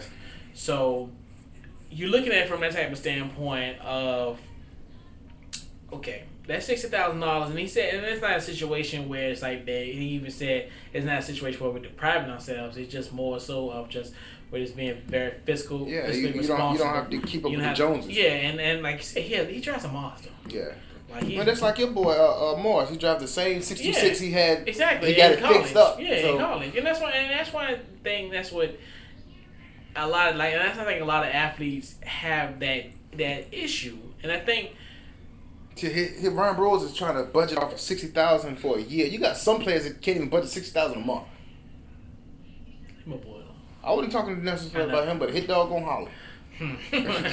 What they say? If a duck quack and talk and he quack and look like a duck. If you talk like a duck, walk like a duck, spend $5,000 in a night in the club, is a duck. Yeah. But anyway. He was once your boy, so it's a scoring level. It's a scoring level situation going on. Yeah. But anyway, yeah, I like that. I mean, it's a very, very responsible thing to do. And your boy Steve Smith Sr. is gonna call it quits after the 2015 season. Him and Tim Brown are the only players to have over 13,000 receiving yards and 4,000 return yards. He's 18th with 915 receptions and has 73 all-time touchdowns. Question. Mm-hmm. So he's like 85. He's 85 short of 10K. Mm-hmm. I mean, of 1,000. I'm sorry, of 1,000 receptions. Mm-hmm. He can get that. He can get that. I looked at it and I was like, when that offense, he might get 85 receptions this year. Yeah. And then he's going to retire and then going back home to Charlotte. The only problem I have with players doing that, announcing that they're going to retire at the beginning of the year, because it takes away from the team, because everybody, it now becomes, this is the last time he's gonna play this matchup against this cornerback. So and it's just if you know you're gonna retire, save it towards the end of the year. Yeah, which is almost like Ray Lewis. Yeah. The playoff run, like this is it for me. Versus now, it's almost like it's almost like it's the world tour. Yeah. Like I shouldn't say this, but this is Couch Coach Live. Like your boy Julius Erving. His whole last year, everybody was giving him gifts. Yeah. And, the whole rocking chair and all type of stuff. And, like, Derek Jeter, you all knew that's his last year. Just like you said. I mean, it's nice in theory when you think about that type of stuff, because it's just like how it used to be, in a sense, where everybody knew they were going to retire. And, just go out. Just don't. Because now you're making it about you and not the team. Because then if he's like, all right, they're losing, what's going to happen? He going to quit. Yeah, he going to quit. I was like, he going to retire, so he don't really care. If it's December and they out of the picture, it's like, if he don't run his route right, he will get scrutinized for that. Which is fair or not fair, but you put that on yourself. Yeah. But, actually, this was we haven't talked about this particular individual in quite some time, but the name's going to come up today. So, Cavaliers forward Tristan Thompson is being pretty much forced to sign a one-year deal. The Cavs did break off talks for a 5-year, $94 million deal. And, of course, the Cavs are like, look, we take the 6.8 deal, and, of course, his agent, Rich Paul, telling the Cavs that if he doesn't get a long-term deal, this is gonna be his last year in Cleveland. Rich Paul, name sound familiar, huh? Yeah, he's the same agent as aforementioned LeBron James. And this is one of those things where the LA came out of me when I seen this. Like, boy, with me. Like how like when you know, as far as this, like I have that train of thought as you had. It's like, okay, why are we bringing this up? And we know somewhat the outcome of what's going to happen. Oh, yeah. We all know that this is going to be another LeBron James power move where they're going to trade Kevin Love in order to keep Tristan Thompson. You have to. There's no way around it. Because you can't have two players. First of all, you're not going to pay Tristan Thompson $90 million to sit on the bench. It's not going to happen. Never going to happen. Don't worry about it. Don't think about it. Yeah. Kevin Love has to move. By Kevin Love signing that max deal, that put everything on hold for Tristan Thompson. Yeah. And that's what we kept on saying, well, you know, where they getting all this money from? And this is another thing where it's a play. And like you said, and this is where I wouldn't say the vitriol of LeBron James, but it just make you be like, you know, like, really, dude? Like, it make you just like, okay, you like, we know this. You're gonna have a sweetheart deal. We know it happens all the time. Like, that's the funny thing about it. This is publicized, like, and that's why I told you. Now I'm kind of thinking like you thinking when it comes to type of stuff, like how on the dark side. It's a move where it's just like, okay, we see it's sweetheart deals all the time in the league, but never publicized unless you really dig deep. Yeah, you know. Like the whole John Wall and Martell Webster. We knew that they had the same age. And the same thing with LeBron James and Tristan Thompson. And we all know that Tristan Thompson is like one of LeBron James' guys. Mm-hmm. We know that that's his, you know, it's like, you know, that we know that for a fact. And see, the problem that I have with that whole thing is, you know, with that whole agency company, LeBron James' name is on that agency. So that's a conflict of interest. Like, how can you're pulling the strings? You're not a GM, so now you're forcing people's hands. Exactly. Because it's one thing to say, all right, either you do this or I'm leaving. But now you have his agent involved, who is your agent, which you own that company. And is one of your best friends. Yeah. And that's why I'm like, you're putting, and that's why, and that's why I'm telling you. And it's just so funny how, like, when I read the story, I was like, you know what? This is some stuff that's like, I see why this man don't like him. Yeah. And because it's just like, I mean, and because we all know at the end of the day, it's just like a bully move. Yeah. This is one of those things where it's like, you know what, he's going to force his hand. And that's why now I kind of, this whole him going back home, I thought that was really courageous and the whole thing about that. But no, what he's really doing is bullying. Yeah. Bullying Dan Gilbert. He's making Dan Gilbert pay for what he did to him the first go. Exactly. And because and it's almost like he's a petulant child when it comes to that type of scenario. Yeah, because like when the whole situation with LeBron, I'm gonna wait to see what they do with Tristan Thompson before I sign any long-term deal. Yeah. Why? And we said the same thing. We questioned that too, and it's just thinking to myself. I said, well, now I see why you want that max deal, because that's money that comes back into your pocket at the end of it. And then it's like you're gonna get a kickback off of all of this. Yeah. And it's just like, and I understand that you like this whole like you want to be a businessman, you want to do all that stuff, but just how it's being played out. Like I understand, like, and now it makes me I understand now. And it's weird as this really sounds, but now I'm signed with Pat Riley. I never thought a million years of my life, I never thought ever in my life I would really say like Pat Riley is really right about this whole situation. Yep. And you know, and I even said he was petty for how he treated the situation. But look, in this whole thing, you know, and it's so funny, like. We thought it was such a nice move, oh man. You know, I thought I was like, you know, that shows he's a real man, but no, this shows me that he's really a petulant child.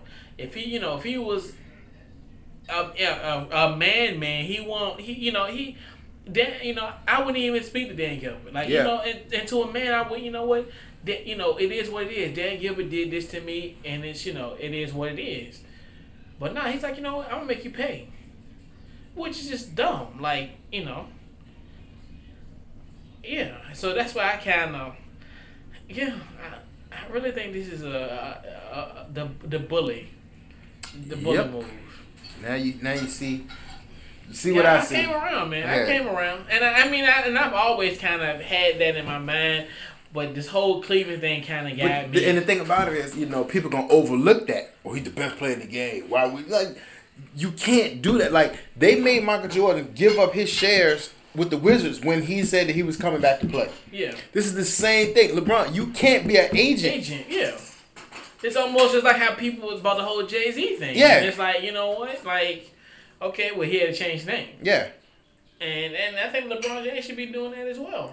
Because you are going to hold franchises hostage. Now, if his client list gets a whole lot bigger, what happens to these teams now? Because you're going to have a whole team, like, he's going to get paid to bring his own guys in. Yeah, and now it gets to a point where it's like... You're manipulating sports. Yeah, and then it's just like, this tarnishes your greatness. Like, to me, it's just like, why? Like you said, it's the same business if Kevin Durant joins his thing, joins it, and then it's like, then you're wondering why they're teaming up together, or like Carmelo or whatever. Because it's the ultimate sweetheart deal. Yeah. Where, this isn't just like the situation where you had, where we had like tycoons back in the day, like a Davis, who was Michael Jordan's agent? It was, Stern. David Falk. Yeah. David Falk. And, titans and heavyweights of the game. Now, the player is making these decisions. Yeah. And it's just like, this is almost, I shouldn't say this. It's almost just like Tasha Mack and Malik. Yeah. It is. Yeah, that's what it is. It is. I mean, honestly, Gloria ain't running the show, but she damn near, she probably is.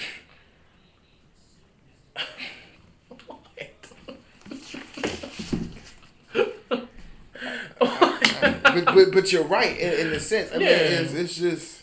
But this is what I'm saying, and I don't.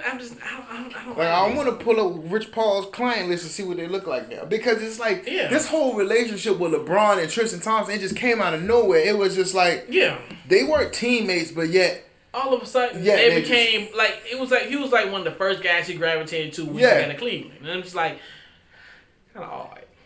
I really thought it was really odd. Like, I'm thinking like Kyrie because he's the superstar. Yeah, he's a point guard. Then it's like, well, my contract decision is going to hinder what he does. He does. And that's when I kind of was like, and that's when I think I kind of was like, seriously? Like, what does another man,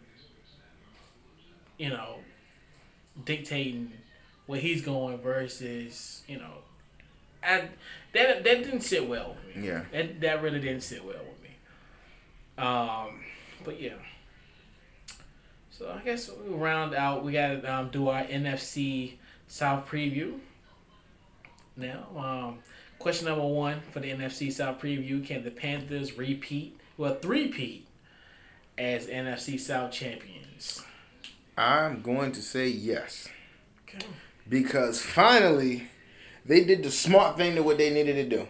Yeah. They got rid of one of those running backs. Yeah. Finally. Because you had 2 running backs paying top-notch starter money to. Yeah. And they neither one of them could. I understand the whole 1-2 punch. I get that. But you got 2 starters trying to do the 1-2 punch. And I think it's going to be, we might have the same problem with DeMarco Murray and Ryan Matthews, even though Ryan Matthews isn't going to be paid nearly as much as it wouldn't take that much of a factor. Yeah. Versus when you had D'Angelo Williams and Jonathan Stewart. Yeah. I said Jonathan Foster. I don't know where. But it's like with that defense,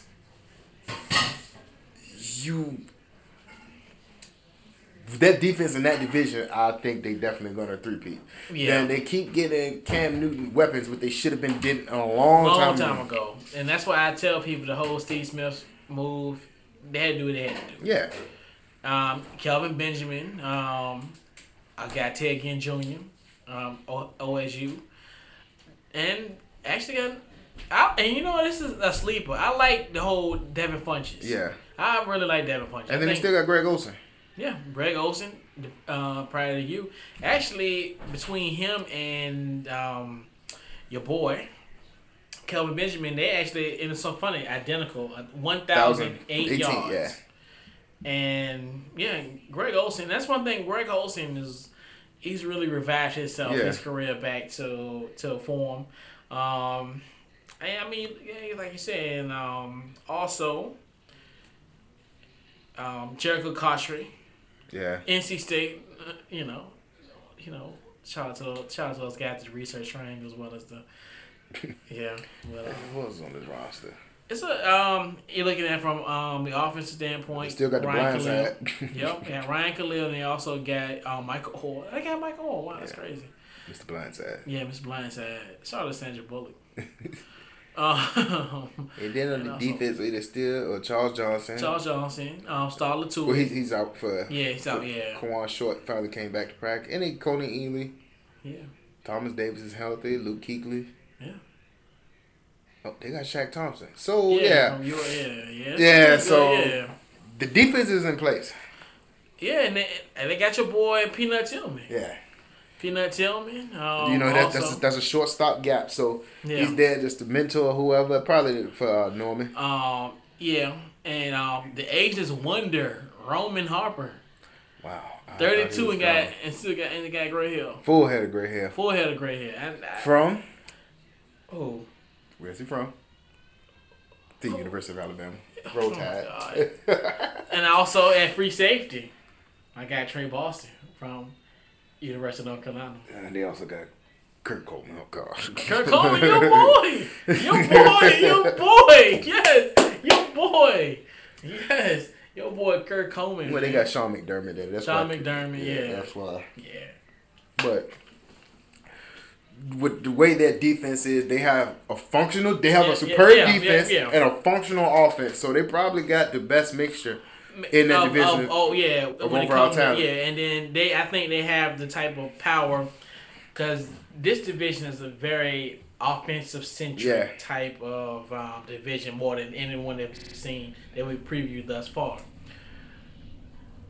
So yeah, I mean, definitely, all got competent quarterback. I mean, with Jameis Winston.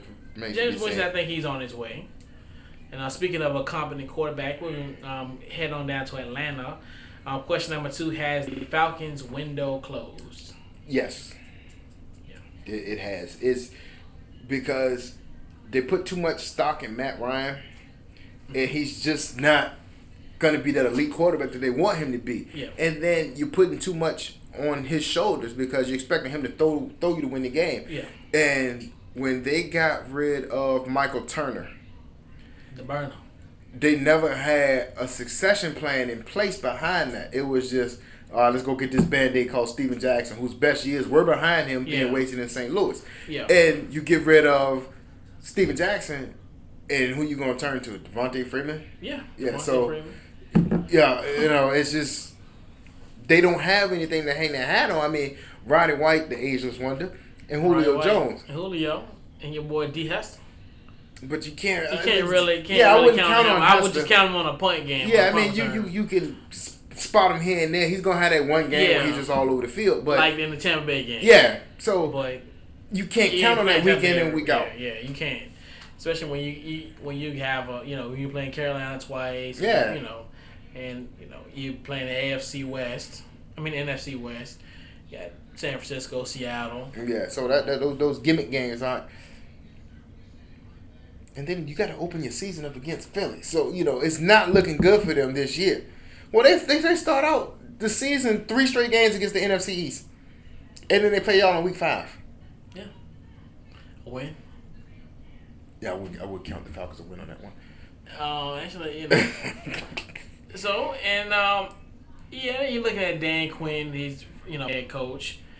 Something about Seattle. If you become a defensive coordinator, you're gonna and the thing what I don't understand with the Falcons is they went in the same direction as with Mike Smith. So you go defensive minded head coach, and then you win again. Yeah, and then you bring in Kyle Shanahan. So how much? Is this Kyle Shanahan's audition to become a head coach? Because you can't keep him as an offensive coordinator forever. And that's what I've been saying since he kind of, even in the Houston days, I think he's starting to become groomed to be a head coach. Yeah. I would not be surprised if this team is successful offensively. I wouldn't be surprised if he lands somewhere like a Tennessee or somewhere next season. He's gonna. Yeah. I think and even not even jokingly, I think in a serious tone, he's one of the great young men of the game. I mean, I think the problem that he had was being in Washington. Like, he had no one that was going to correct him. Because even in Houston, he was under Gary Kubiak, who we all know studied under Shanahan. He's in the Shanahan tree. Yeah, so it's you don't have that person that's going to reel him in, and then his dad's not going to reprimand him. His dad was not going to fire him publicly. Yeah, that was not. And that wasn't going to happen. Yeah, because he's like, I'd rather go down than Cal to go down. Yeah, so you saw that happening. So now how this relationship works out with Dan Quinn is going to be interesting to see, because you've seen this story before with the father and son thing, where you had Brian Schottenheimer and his son. Yeah. Where they when Brian got away from dad, he kind of flirted. Yeah. But he never got that head coaching job. Which I think his path is going to be a little bit different. I think this is going to be. I'm glad he went into this situation. Because I think, in all honesty, he has that chance now. I think he has guys. I think that can get the job done. He has better weapons than what he did trying to go in that Cleveland situation. The Cleveland situation, they wanted him to recreate the same Archie 3 magic. It wasn't going to happen. With Johnny Football. That's what they wanted him to do. And he ran like a chicken with his head covered. Yeah, so you're dealing with two different types of players in that aspect. Yeah. So RG3 was more gifted to play as a pro quarterback than Johnny Football. That's just how it was. It is what it is. And that's my thing about the whole situation with that. It's just like and that's why I say I think he's on the verge. Like, I would not be surprised if we sitting here next year and he's head coach somewhere. Yeah. I mean, I think the rise is on. But he's going to handpick his team. Yeah. Oh yeah. No question. He's going to go to a team that probably either he's got a decent quarterback, or a team that's got those pieces that, because every year there's going to be a talented team who falls into the top 5 due to injuries. Yeah.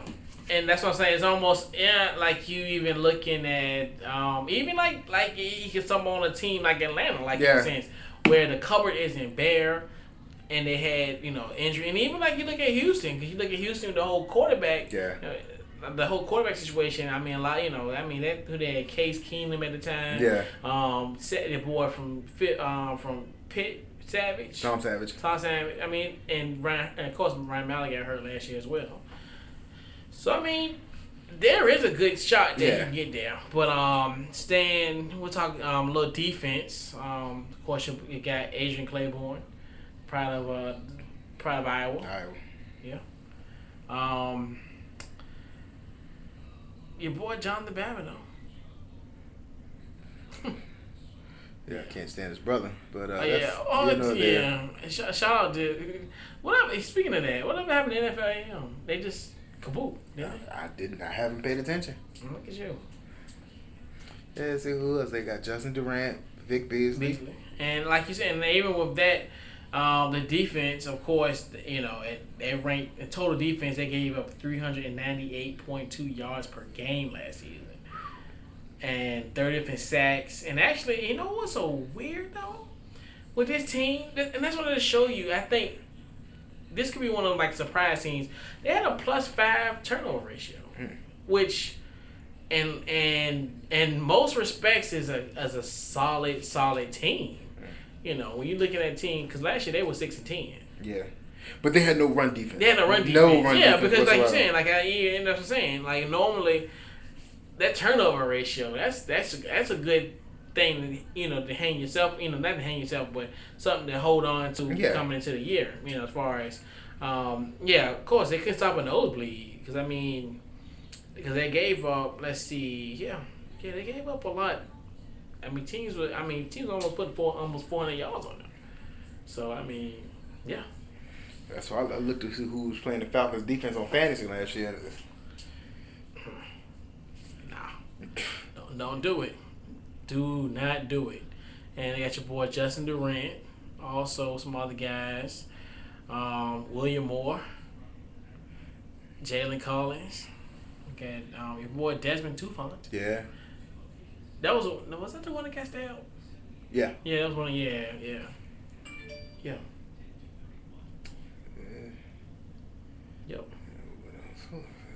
What's the name guy? Too fun. Otto Allen. Yeah.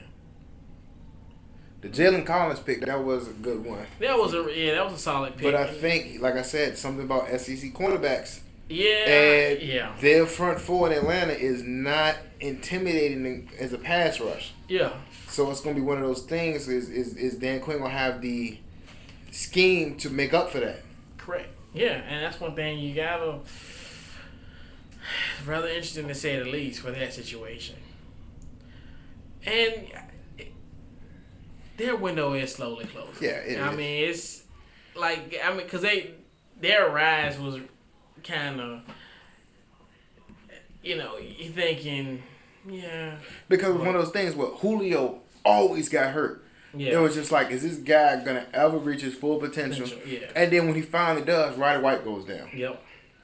And it's now they get to the point where they never filled the void from Tony Gonzalez. So they never had that third down savior that Matt Ryan so coveted. Yeah. And everything is just on the outside now. And they had a solid slot receiver in Harry Douglas. They got rid of him for the glitz and glam of Devin Hester.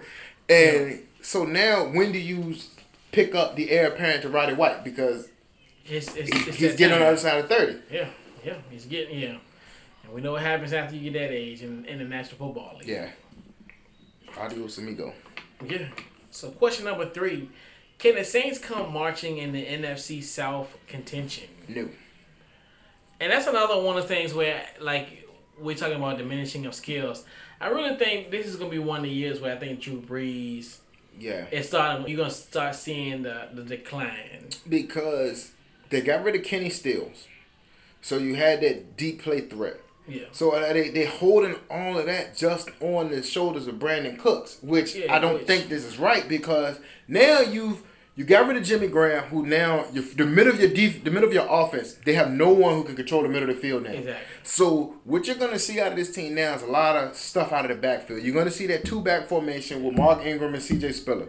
You're gonna see that. Yeah. Marcus Colson is getting older, and they go with smaller receivers. Before you used to could fear the 6'5" Colston and the 6'7" Jimmy Graham. You feared that because you didn't want that running across your field. So now they're just going smaller on the sides when you have little Drew Brees trying to throw the ball. And their defense, they lost Junior Gillette. Yeah. I mean, you still have Cameron Jordan and who else they got? David Hawthorne.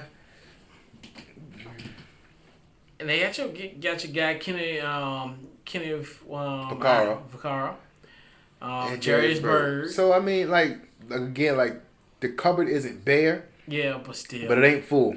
Yeah, and that's my thing. Is just the whole situation with that is just like, I mean, New Orleans is just one of those things where it's kind of troubling. Yeah, they won their Super Bowl. I mean, and the thing what hurt the team was the Drew Brees contract.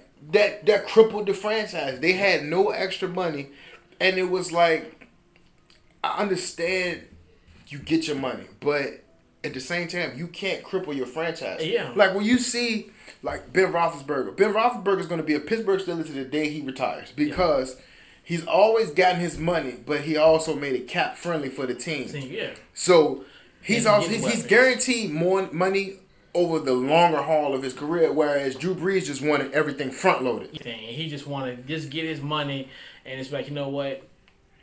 Yeah. Y'all fend for that. Y'all fend for yourselves. And with a quarterback like that, you need to rely on a heavy run game. I mean, Mark Ingram finally showed what he lived up to his potential. He finally. Then now, do you take a step back with that, because we've seen this show with Fred Spiller. C.J. Spiller with Fred Jackson in Buffalo, where you had the ground and pound game, and then here he comes and picks the meat off the bone. Poor C.J. Spiller. This is another side story. I remember when Shady McCoy went to Buffalo, he was like, "Yeah, my agent just told me I'll no longer pay for the Buffalo Bills."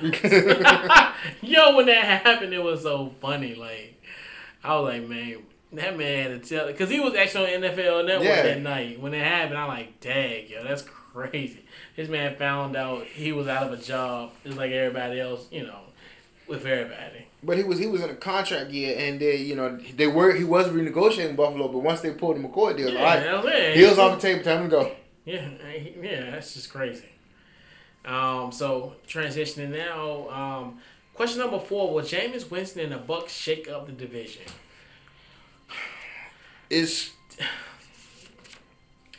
Tampa is an interesting team. They are. Last year, to my acronym, last year I had to be an 11-5. Why would you do that? I had faith in our guy, Mike Glennon. Your guy. Look, he's a VA guy. I don't believe in any Virginia Tech quarterback other than Michael Vick. No, this one went to. He grew up in that area. Actually, he was the reason why your boy went to Wisconsin. Straight on Tucko. Yeah. But anyway. Yeah. But yeah, because to me, I looked at the defense and I looked at the whole Lovie Smith bringing that vaunted Tampa 2 in, and I was like, you know what, this would be good. I had a lot of faith in the guy Vontae Davis. I thought he was gonna lead the league in sacks. Yeah. He was gonna be like, the defensive player of the year. I thought he was gonna be balling out. He did, but he did. And you know what? If that team wasn't 2-14 last season. Yeah. And actually had 2 road wins. Wow. Yeah, that's. Oh gosh, I don't even want to talk about that. One of the games. That was a game. Yeah, but anyway. I remember that game. Oh, dude. I remember. Oh my gosh, it was a tragedy. Of course, Jameis Winston is the quarterback here. Actually, was number 1 pick in the draft. Running back, I kind of like Doug Martin. Doug Martin is a solid solid running back in the league. But the thing is, he has to stay healthy. Yeah, he has to. Yeah. The bright spot I do see for Tampa is the receiving core. Yeah, you're looking at first of all, their main targets. You got Vincent Jackson 6'5", Mike Evans 6'5", and the tight end Austin Safari Jenkins 6'6". So you got targets. It's almost like the reincarnation of the Chicago Bears that they had. So that's when you see Lovie Smith got excited about that, where he had those kind of big targets. Yeah, those big receivers And so you just have to hope that Jameis has that short term memory, because the picks that he threw in college, he can't throw those in the pros. Yeah, he cannot. They have a shorter leash. You will not be able to dig yourself out of that hole. No. And there's no every week is a third or fourth second half comeback. No, if you get jammed up like you did in college, this ain't Clemson. Yeah. This ain't the Citadel or these NFL teams. Yeah. With grown men playing, with families to feed. Let's see. Look at their schedule. They got to play that bruising game November 22nd. Oh yeah, 1 o'clock. I don't know how he's gonna fail on that one. Actually, we got Tennessee. They playing Marcus Mariota, so that should be a win. They go to New Orleans. They go to Houston. So that's a nice little stretch. Houston and New Orleans. Like their schedule is relatively easily except for week 11. And also week 7 as well. That'll be a nice temperate day. See, most teams call those back-to-back bye weeks. We're gonna see. We're gonna see. We're gonna get them all. We're gonna get them straight. And then I mean you're looking at they gotta go to Philly and Indy. Ooh, that's gonna be kind of rough. Yeah. Going into November. Oh, why? Because you gotta think about it. You gotta play Dallas. Dallas come to Tampa, Philly and Indianapolis, which could be 3 possible playoff teams. Atlanta. Then Lovett goes back home in week 16. In the snow. No, they play. They play at Tampa. Yeah, but I mean, it's the thing with it all is you want to hope that Lovey can right his wrongs from in Chicago. It's just he had that blind mindset. Like you want to see, like Lovey had that calm demeanor. Like when things were going crazy around him, he was nonchalant about it. Yeah, So, well, like, yeah. my quarterback is Jake Cutler. I kind of expect him to throw an interception at this point. Rex is gonna be my star. Yeah, you know. Oh, do I remember those days? It's Rex just like the things that he does is you hope that he learns his lesson. Yeah. Now, did they redo the offense? Did they get another offensive coordinator this year? Because last year that. Oh yeah, because Tedford went. Yeah. Tedford went. Because he left. Because he was getting sick. Yeah. It was actually Dirk Carter. Okay. Yeah, which I thought he was going to end up being a head coach. He came from Atlanta. And I thought because the last couple of years he's been coaching candidates, which I definitely thought he was going to be another guy it was going to, because I think he was going to actually, I remember one time they were talking about him in Denver. Yeah. At once upon a time. But like that's always been Lovey's Achilles heel. He didn't have anyone to. He's got the pieces on offense, but he had no one to direct the high octane offense. That and I think Dirk Carter. I think he and with him coming from a situation in Atlanta, which he kind of similar in nature as far as having two good receivers. Yeah. But the thing about that is, it's the same situation with Kyle Shanahan. How good is that for the future? Because now you got this guy in place and who's going to be one of those head coaching candidates pretty soon. And is that going to stunt his development? Yeah. I call it like the North Turner syndrome where Alex Smith, Frank Gore, and Vernon Davis. Yeah. When they all kind of came together, and I thought they were going to be the that's when the San Francisco, the Mike Nolan days. Yeah. And we knew like, okay, they gonna be there. Then he leaves to go to San Diego, and then it's like they took a drop off. Yeah. For quite some time. So yeah, like you're saying, but yeah, I mean that's just like in everybody. Even if you get a guy, and even they become successful, everybody wants them. And that's just the nature of the business, and that's why hopefully, the next man steps up in that direction. Yeah, as far as not to point out this other head coach who goes after seasoned coaches who don't really want any head coaching jobs. That's how you got to build your team up. Okay. Well, yeah. Well, they're not human beings. Because if somebody's offering you a coaching job that you can't refuse, I'm sorry, Chip. I'm gonna sleep for 8 hours and take this job somewhere else. But that's why my coaches. Yeah, they stay. But hey, it is what it is.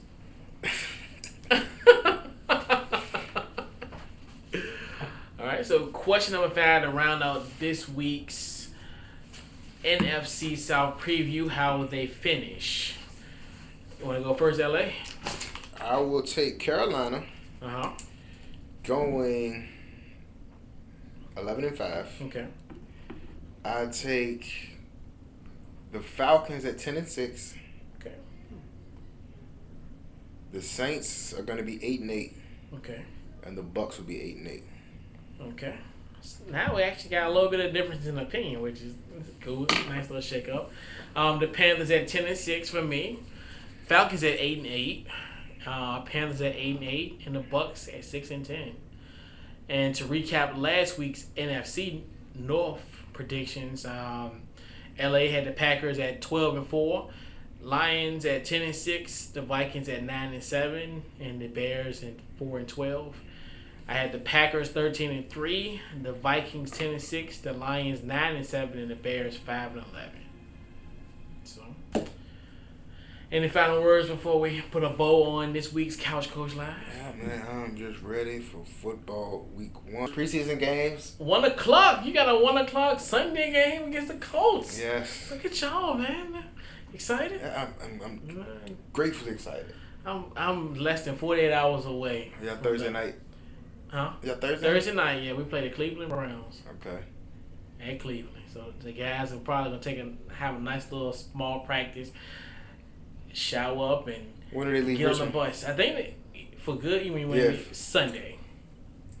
So they'll break camp. Good riddance. No, I mean, you should come out. You should come out there, man. My allegiance is what you doing this weekend, man? Nothing. Oh man. I got a scout for the Colts. Come on to camp. Come on to camp, man. Well, you don't want to go fan appreciation day. No. Maybe Sunday, man. For the 1 o'clock game. I gotta get in the game mode. I know, man. I'm excited. I'm extremely excited. I mean, even though it's a preseason, but like we said earlier. And we're televised, so I definitely gotta watch. Oh, y'all gonna be on TV? What time? I was on NFL Network. Oh, okay. Oh, y'all gonna have it live. Straight. That's the thing I love about NFL Network when they have live games. Yeah. And I don't know, for some reason I like those preseason games that be like on Sunday because it feels so real. Get you, like I don't. I'm not gonna say I don't like them, but those Thursday games, especially a Friday game, and then you're looking at Saturday night, you're like, because I remember one time we were like, R.I.P. to the Martina Kitchen, but we was out there and like nice band playing. I'm over here watching preseason football. Oh yeah, that's how it is. That's like my wife. She can't take me out in the game days, like especially preseason. Like I can watch on a Friday, Friday night. Where's the TV? Up there we go. I know. It's like, hey man, it is what it is though, man. Yep. And then she's like, "What are you doing?" It's like, I got to get my fantasy roster together. Exactly. And that's how it is, man. This is the best time of the year, man. Should we go ahead and plug the fantasy draft? Yes. Fantasy football draft coming up is going to be on Sunday, August the 30th. And it's going to be live at Bailey's on Broad Street. So we're definitely excited. Actually, I'll probably put a link up on the Couch Coach Facebook page if you want to join that as well. We have about 7 or 8 spots. I want to do the mock draft next week, but until I want to either do it next week or the 25th. Okay.